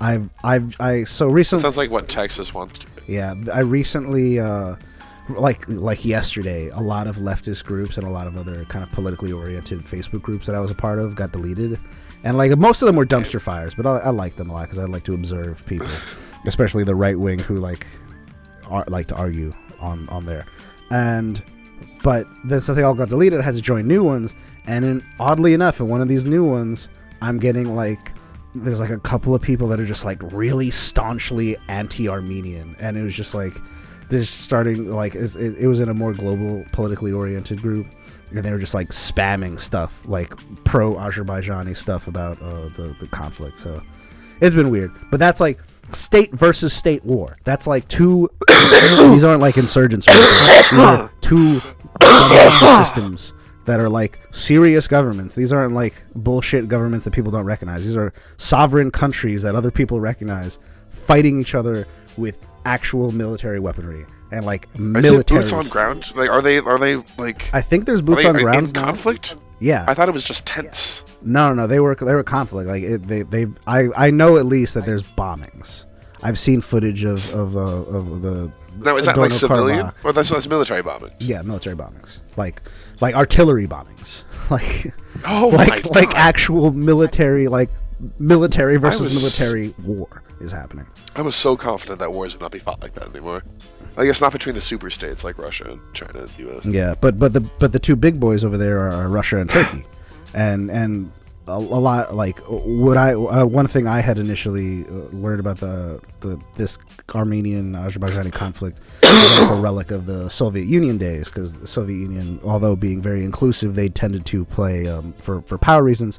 They tended to play the different ethnic groups, which they would give a certain degree of sovereignty in the USSR against each other. And once the USSR kind of collapsed, those ethnic tensions then rose up from outside of it. So I mean, I don't know. I'm not too informed on the Armenian conflict. I'm still learning about it when I hear about it. But that's also happening. That's probably the biggest thing happening outside of the United States that isn't COVID related. I need to check on that more and just look more into it and find out more. Yeah, because the fact that there is, like, goddamn, guys, there's a lot going on. You want to do war right now? Like, this is like a bad time. There's a whole ass pandemic, and y'all want to bomb each other. But just then speaking about war, right? And then this is another thing with Trump that I just can't understand how people still support him, because he announced spontaneously, that all the troops in Afghanistan would be out by Christmas. He just said that on Twitter. But he didn't tell any of the, what are they called? The higher ups at the Pentagon, the generals, yeah. But like the Joint Chiefs of Staff or whatever. He didn't tell the guys that you need to tell when you're trying to make a military. Yeah. So even the soldiers on the ground in Afghanistan were like, what? We're what? And then the Taliban celebrated. Why would you give the Taliban reasons to celebrate? Well, on one hand, they have been trying to negotiate with the Taliban for a couple of years now, so to try to like hand the country back over to the people. But America doesn't really like the Taliban, but the Taliban is too much of a force to not be respected. So it's kind of like a weird middle ground place. Because like it's not like Taliban is, it's not like Al Qaeda. It's like a more of a organized like system of things. Like they're trying to govern to a certain degree. Right. They're not just trying to be like insurgents. Right. And they have like enough people and enough political clout, and like I know one of the things that that was a big issue with the Taliban is they wanted I think it was like 7,000 political prisoners released by the U.S. military. And like that was a really big contentious thing, and I think they eventually did release that. I bet you 7,000 or something. I don't know. Who knows? But shit, man, we've been in Afghanistan for how long? How many people must die in Guantanamo? I just never hear about it. I have no idea. Too many. Now, that's conspiracy theory level shit, but I'm willing to bet. Yeah, but either way, just died. Like we've been in Afghanistan for 20 years now. Just a little under 20 years. People who were born after 9/11. We've been in Afghanistan 20 years this time. Yeah. Like there are people who were born after 9/11 who are now serving in the military in Afghanistan.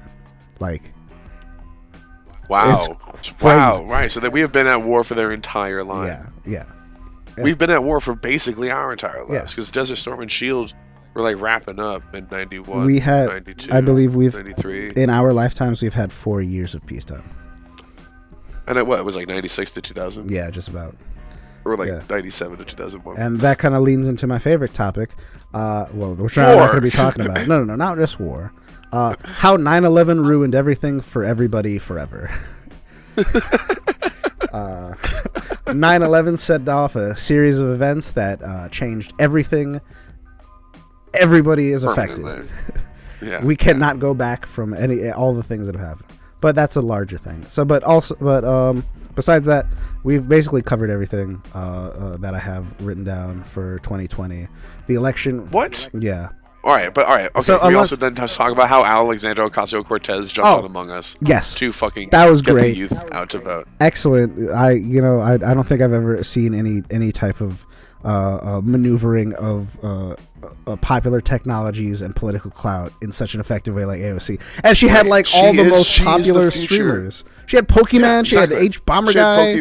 She had H Bomber Guy. She had that dude Corpse, who's really popular on TikTok for some reason. Yeah. Well, his voice, but like just the turnaround for the political climate from like 20 years ago. The only time we would see a politician talk about video games was to say that they were too violent. They were causing violence in youths. And now it's like, oh no, actually, it's like, let's use this to embrace the youth side of things and engage and activate the youth. Yeah. Fuck yes. Oh my god, her and Ilhan Omar. Yeah, Ilhan. Yeah, she was also in it as well. Ilhan Omar. Yeah. Dude, this is like the future of politics, and thank you. Like, I'm glad that we're getting young blood into politics. Cause like I feel like it's just felt so stagnant for so long with people like Lindsey Graham and Mitch McConnell, who have just fucking grown old, fat, and evil in their seats of power. Yeah. And we need to unseat that shit. Like, we need this young blood. So yeah. And AOC +3, Trump likes to call him, and like, I'm here for it. Yeah. Oh, that was such a wonderful little line that Trump tried to like fucking zing him with, and it was just like, as soon as I heard AOC +3, it was just like, damn, that's pretty cool. Yeah, like that sounds like a sitcom I'd watch. I'd sell that T-shirt to somebody. Yeah, right, exactly. I'm sure that people have. Yeah, already. But what else? I think so. With like that kind also, of H Bomber guy. I'm sorry, just on H Bomber guy. Did you see him in that stream? Like he looks rugged. Like he is quarantining poorly. Like he's overgrown. Like his hair and his beard. I have not seen actual photos of him, but I was trying to get it. I'm hoping that like we'll see how the turnout is for this election. The turnout's already, I think we're already nationwide. We're at like 90 million, which is very close to the 2016 turnout, which was 136 million. So total, yeah, 136 million people voted. How many eligible voters? I have out of 300, about 330 million Americans. About, yeah. So I have no idea how many eligible voters there are, but we had 136. Judging by like, I think it's like usually about somewhere a little over 50%. So that means we probably have somewhere in the like 250 million eligible voters, maybe a little bit less, probably like 240, 230. This is my sister's first vote. Yeah, but so like now that we're this point in time, millennials are like full adults. Like even the youngest millennial is like, I think like 26 now or something, like 25, 26. Very much an adult. Right. And millennials are the most populous age group in the country, and the boomers. And they're voting. Yeah, boomers are only dwindling. The greatest generation is basically decrepit, and Gen X doesn't have any political power because Gen X sucks. But there are Gen X liberals too, though. Yeah. So we'll take. But like now that we have like the millennials, the largest voting base, and that Gen Z is also starting to have the early part of their generations being of voting age. If we have like enough people go vote, and then we kind of maybe collectively realize how much power we all have together as this kind of under 40 voting block, which has very similar ideals, where it's basically like the millennials are very very much left. We're the ones kind of like pushing for socialism and democratic socialism, just more general liberal ideas, and then Gen Z is and then Gen Z is more like they're raised up on our kind of socialist ideas and going far more to just burn the state down, which is right. And we're just like, you go, honey. Like we do it. Do you need a water bottle? We got you. Wear your mask. Where does it qualify as Zoom? What Zoomer is I believe it's 96 to 2012.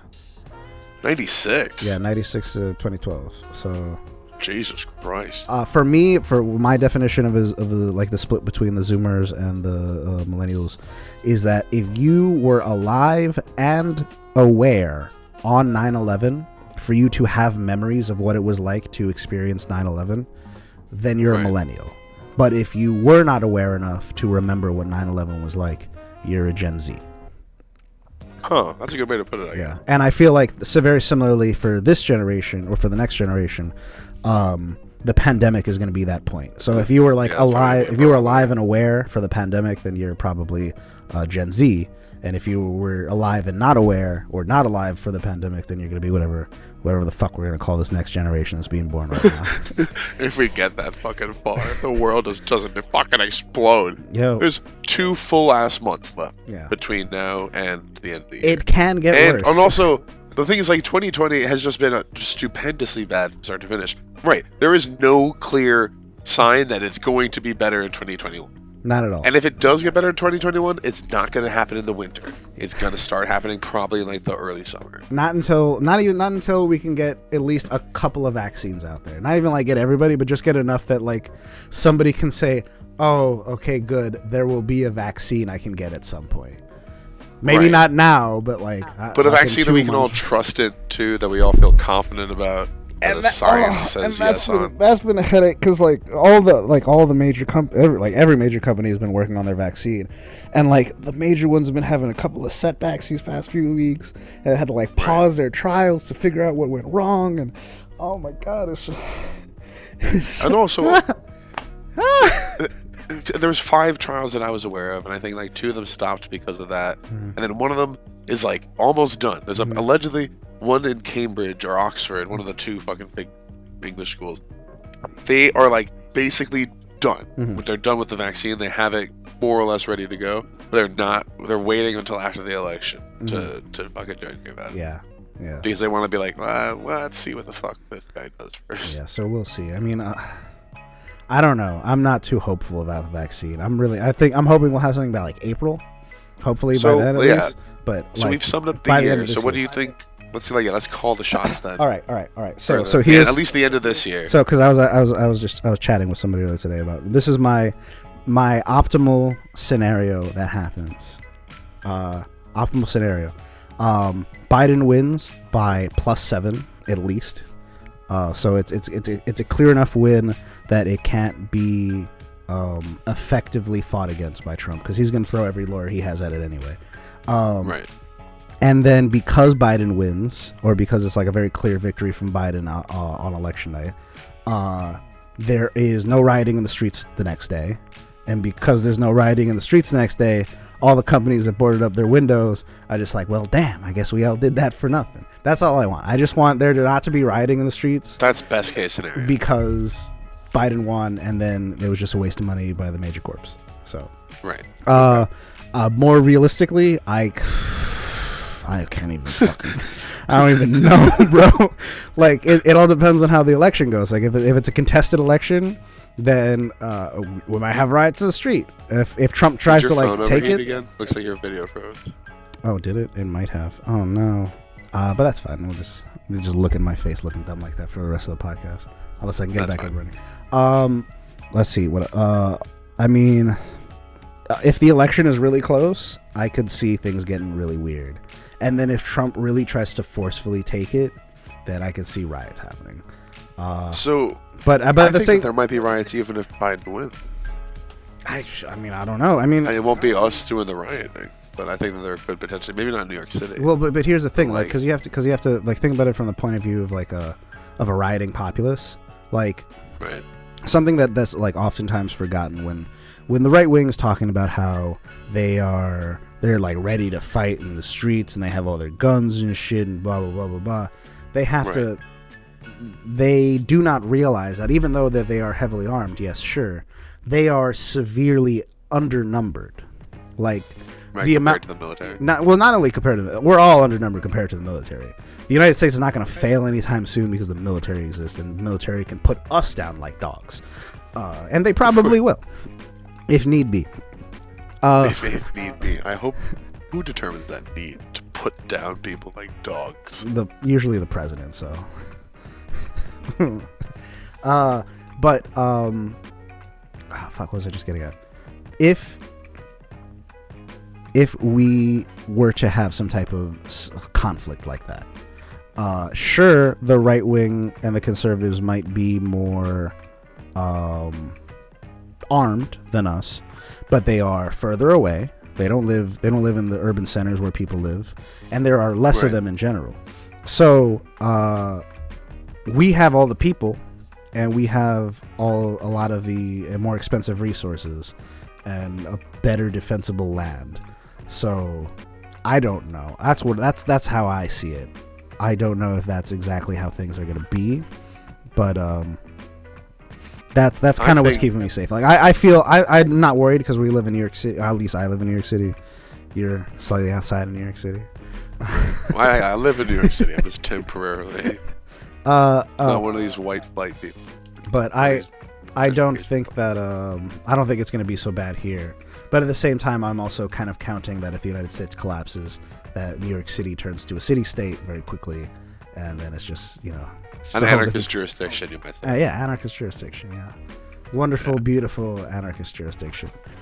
Yeah, I love that. Yes. What do you think? How do you think things are going to go out? In this?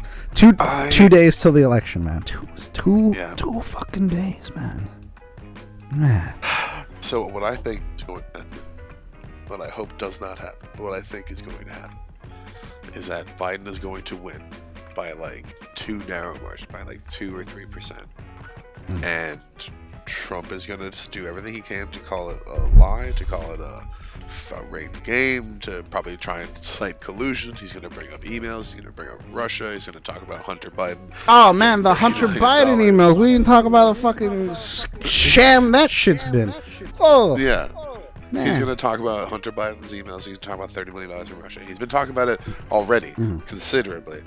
And I think that Biden will win narrowly, and he's just going to be like, well, you can't trust this bullshit, all this, the mail-in ballots. No, I think that it's in America's best interest to keep me steering the ship. I've already made America great again. I will continue to make America great because I'm going to get everything under control. The Chinese virus is going to go away, and he's going to run out the last 2 months of the year fighting the change of presidency. He's going to bring it to the Supreme Court with 100%. Amy Coney Barrett and Brett Kavanaugh and fucking Greg, whatever the fucking other one is. And just all of them, really. They have 6 of the fucking 9 seats now, yeah, so it doesn't matter. 6 conservative justices, or conservative leaning at least, which is a lot. That's a lot of influence. That's a lot of fucking permanent law shaping power. Yeah. And it's like if you're the guy who is in the director's chair and you are under threat, you're going to go to your fucking board who's going to approve you, Yeah. He's trying to run everything like a business, and that's what he's thinking about these as like his board of executives. Yeah. And now he has a packed board. He has a board of advisors, whatever the fuck you would call it, business at the level. But that's what I think is going to happen. He's going to contest the election, and he's going to run out the clock on this year. And then I'm really curious to see what happens, because if it is by that Biden won, right? And maybe the Supreme Court does overturn it and say that the mail-in ballots are too suspicious or something like that, whatever his narrative that he's pushing there is, and then he's just the president again. Well, I know. So I know. They get. I just want to see him dragged kicking his screaming out of the president. I would love to see that as well, but it's probably not going to happen. I have seen the Republican Party in Texas tried to throw out 100 and something, 100. I think it was like 127,000. Drop-off mail-in ballots in, I think it was Travis County, either Travis County or Harris County, which is either Dallas or Houston. It just got struck down today, which is very good. But they were trying to say that. Oh, excuse me. They were trying to say that the curbside drop-off was an illegal extension of the mail-in voting system, and that because all those votes should be tossed away. And really, yeah, but it got shot down. But I mean, they could always appeal it and see how that goes. But that's the type of wild shit that's happening. The Supreme Court case recently, I don't know the details, but it allows states to, if they choose, disregard all mail-in ballots that come in after Election Day. So some states they're allowing mail-in ballots if they were at least postmarked on Election Day. But this would, if the states choose, they can just, any mail-in ballot that they receive after Election Day, they can toss away. And I think it was related to Wisconsin specifically. So, and Wisconsin is a big battleground state. It's one of the 5 states that matter in this election because the electoral system sucks dick. And yeah, so who the fuck knows what's going to happen? I'm very excited to see. I'm going to be spending tomorrow prepping for Tuesday evening, because I will be here once again, hopefully with you and hopefully with some other people, discussing and going over the election results, as well as keeping tabs and everything for who's winning and what the votes are coming in like. And I don't know. What do you think Christmas? I don't know. Do you think that because Christmas? Can we cancel Christmas? A big part of Christmas is Capitol, right? Yeah. And a big part of that is store decorations and hearing Mariah Carey playing CVS fucking 800 times a day. But now we're not doing any of that shit. So what is Christmas gonna feel and look like? So I think it's gonna matter depending on how our cases are looking by like the first week of December.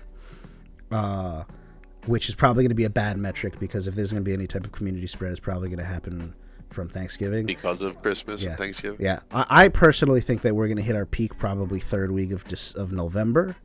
That's what I'm thinking. It's going to be like a correlation from like October fatigue, October spike into Election Day, and then that's going to spiral out into however that works, and maybe peak the 18th.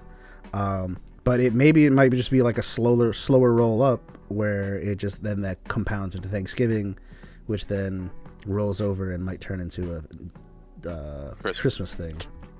Yeah. So I think our peak is coming in fucking February. Really? I think I don't know. I'm not optimistic. I just because we're climbing. We are still just climbing. And what was it? We had the most cases per day. There was 100,000. 100,000 in one day on Friday, I believe. It was a Friday or Thursday. But yeah, I have a feeling that we're gonna see like a day with like 200,000 cases more in February. Yeah. I don't know. I hope I'm wrong. And but it's like the winter is going to suck. Yeah. And all the the huge spikes are like in the upper Midwest where it's like fucking cold now. Right. And probably because everybody has to spend more time indoors because it's fucking cold, and now the cold doesn't help with the respiratory system, so it just inherently making your respiratory system more vulnerable and more there's less coughing sun. and People shit. are getting less vitamin D, less vitamin C. Yeah. And take vitamin D pill. I had one yesterday. Our friend Josh gave me one while I was hanging out with him, and I felt so much better since then. And I think I just need to get my vitamin D supplement because I've been spending like hopefully most of y'all all my time indoors doing fucking dick indoor all. Shit. So that's why I'm so happy to be working. Yeah. Like, oh my god. If I did a month between my last job and this job where I just wasn't working, and that was cool because I was like collecting unemployment and just debasing myself for about a month in my apartment before like getting into gear with this job and then trying to do stuff. So if I was just sitting here doing nothing, I would feel way more depressed than I normally do. Then the seasonal depression hits, then the COVID depression hits, then just the general state of the world, anxiety, all of it. Yeah, no, it's you got to keep something active. You got to keep an active brain, mind, whatever. It's been weird, but I keep my brain active by being on top of all the news all the time and just staring headlong into the abyss. Right. Yeah. Just screaming at the void.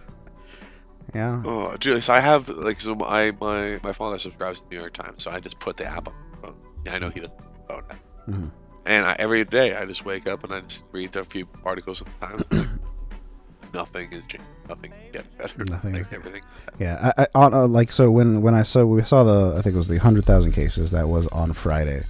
That was particularly alarming for me because our trends is that our highest cases day is usually either a Tuesday, Wednesday, or a Thursday.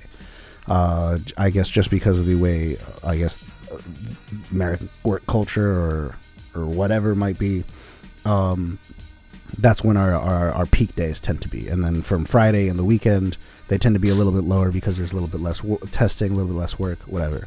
Right. We had our peak on a Friday, which is ultra alarming. So that, because I feel like if it happened, like if our peak had happened like a day before, we would have had like maybe 5 to 10% more cases just inherently. So just from like the amount of people that might be working more on a Thursday than they would be on a Friday. Because if you can go look at the COVID cases by the day. It's on the weekends it drops, and then in the middle of the week it rises. And you would think that it would raise on the weekend, but I guess people are not getting COVID tested at their leisure on the weekend. They're doing that. Yeah, maybe. I mean, I don't know how it works. I have still not taken a COVID test. I have taken 4 now, and I am 0 for 4, and I need to go get more just to make sure. And we have the free testing out here, and we got this with I played it real fast and loose the last not really fast, but I've definitely been socializing the past couple days, and just otherwise congesting myself with I probably should take it. But I think I only will if I feel symptomatic. Yeah, because I do not want anyone poking my brain. It's not that bad. It's okay. It looks awful. Every video I've seen. It's just putting a thing in your nose. You'll be all right. You'll be fine. I'm not very comfortable putting things in my nose. Yeah, but unless you have anything else to say, I'm pretty much that is the kind of snapshot I wish to give of this what could be the second before time. So yeah, I just have to just remain positive. Mm-hmm. I know this year has been a lot. This year has been a fucking decade. But it has to, right? Everything has a break. This has to. Well, the little thing that's been like kicking around in my head. Have you heard about the asteroid that might hit us in like 40 or 50 years? Yeah. So I saw that. So what if it just continues to get worse in a linear progression between here and the asteroid? so that the year before the asteroid, it's so horrifying that just the next reasonable escalation up is just an asteroid hitting us. It's just asteroid. Yeah. So like, what if we're just like starting that escalation up, and it gets worse? What if it gets worse? It can always all the time, all my life, I've always thought in the back of my head, man, things could always get worse. Things could be worse. I should be all right because I'm not in the worst situation. But what if it gets worse? What if this is not as bad as it can be? What if? It's such a distressing thought, because things are so fucking bad. If short of world-ending disaster, like actual like because plague takes a while to kill everybody. Yeah. But an asteroid does it pretty quick. So what could happen? We could have a nuclear disaster in America. Yeah. One of the plans could fail. Civil War, I feel like that also takes I feel like for anything to be like cataclysmically immediately bad, like because we have civil war brewing right now. Like we just haven't seen civilians take up arms against each other. What if like the Civil War happens and then like all of a sudden all the ice caps just start like hyper melting, and then we just lose like the sea levels just raise like a meter in 3 years. It would probably lengthen the Civil War, because you would probably immediately get rid of like New York City people, mm-hmm. right? If the sea levels rose well enough, so you'd be getting rid of a lot of your liberal places, like your coastal cities. Mm-hmm. So actually, it would probably be a good thing for the right side. Well, I mean, but like most of the be a right versus left Civil War, but not like a North versus South thing. But the people aren't gonna really die, because like you can evacuate people from rising sea levels. They just they'll just be displaced. Like we gotta be displaced, and they won't have as much ability to mobilize. Yeah, they won't have enough resource. We have to be aware that like climate refugees are coming. Like we're gonna have climate refugees in 20 years from now. Bangladesh is gonna be underwater. Bangladesh is like a bajillion people. Where the fuck are they gonna go? What about all the islands of the Caribbean? There's a couple Caribbean islands with hundreds of people, sometimes even thousands, that will not make it the next couple like 10, 15 years. Like the sea level, the sea levels will just engulf them. Like no way. It only raises by like inches per year. Yeah, but those inches eventually they're just gonna get rid of an island, and that's a home for a couple of thousand people. Like yeah, but we got plenty of space here in America. We can't even house ourselves, bro. We're still having a housing crisis. That's only because of capitalism. We have more homes at home. I know. Why can't we just build more housing? Oh. We have the housing. We need to fucking see this private equity ownership from overseas interests in real estate in America needs to be curtailed. Yeah. For one, all these Chinese investment properties that are never lived in. Mm-hmm. Also, I feel like someone told this to me a couple of years ago or recently. I don't know, both. Where there was like some law proposed that I'm losing it. It was like you had to live in the home. Yeah, like there's some period a vacancy of time tax. I think there was something in New York that they wanted. Vacancy tax. I think that's it. Like if your home is empty and not rented, mm-hmm. then you have to pay more for that. Fuck you, because then that's this land, that are no homes that are going on for no reason, sitting idle, mm-hmm. right? Like falling into disrepair maybe in some cases. Yeah, but we have more homes than homeless. I know that for a fact, and that's Like, on the face of that, how is that not a bigger problem to people? Well, Also, the bridges are all falling down. All our infrastructure sucks. We need to start building railroads. We need to start building seawalls. We need to start building houses. These are the things we need to do to survive in the future. Otherwise, we just won't. Of course, Trump ran on the infrastructure fucking idea. Oh, I'm a great builder. I'm going to build the best roads. You've never seen roads like these before. The best bridges. You've never seen them like this before. Like, you're right. I have never seen a bridge collapse, but now I have. So, thank you for that. Yeah, but, I mean... Well, yeah. I don't know. Everything's a nightmare, and you're right. It could get worse. We could sink. The sun could just black out one day. Just unexplained. Well, they won't be unexplained. We haven't even gotten into the potential opportunities for cosmic horror. We have murder hornets. All the things that we have are terrestrial problems, right? And then, did you read that fucking thing where NASA put out? It's like, yeah, we have some unidentified bodies that we've not bodies, but like materials, metals that we have that are not from Earth.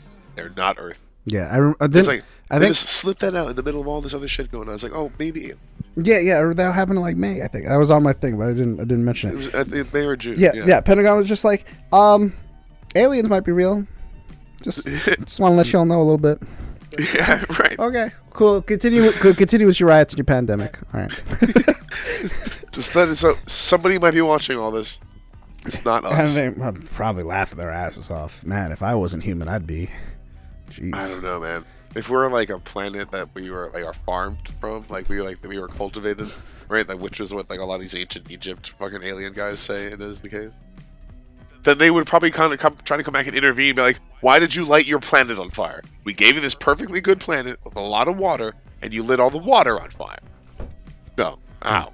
Yeah. Well, hopefully somebody could intervene. Or maybe this is the intervention. Maybe Donald Trump is an alien, and he's just to try and destroy the planet. Maybe. Who knows? Well, let's get on the Joe Rogan podcast and discuss. Oh, Joe Rogan just had Alex Jones on the thing or whatever.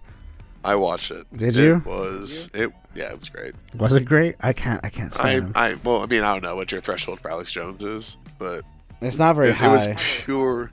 I like Alex Jones's energy. I don't agree with him ever, but like I respect it. He brings everything to the table every time. It's hard to listen to Joe Rogan because it's hours of so little. It feels like to me. Yeah. Well, they like it is like I can see why it's the most popular podcast now more because he is speaking to like the middle of America. Yeah. But either way, I think that should be it. We've been on for this one hour, a little over 2 hours total with our technical difficulties. I need to go to sleep. I go to work tomorrow. Yeah, I will be working tomorrow to try to cut this up as quickly as possible and get this back up on various platforms for anybody that wants to view this again. But outside, thank you very much to people that checked in with us and that listened with us. Yeah. If you guys are still listening, the plan is to start at 8 p.m. on Tuesday night and go from 8 to 2 a.m. Covering the poll results. So, and I hopefully will have a series of people lined up so it's not just me and Vin for those total 6 hours, and it can be other people. Yeah. And I will not make it to the full end of that because I can't work. Yeah. So, but thank you again for joining us for this Outside of Circle podcast live. I've been your host, Leo. I've been your host, Ben. And I didn't even realize how drunk I might need to get on Tuesday. Oh my god. Yeah. I have to buy a bottle of vodka. All right. All right, everybody. Have a good night. Have a good one. Stay safe. Wash your hands. Yes.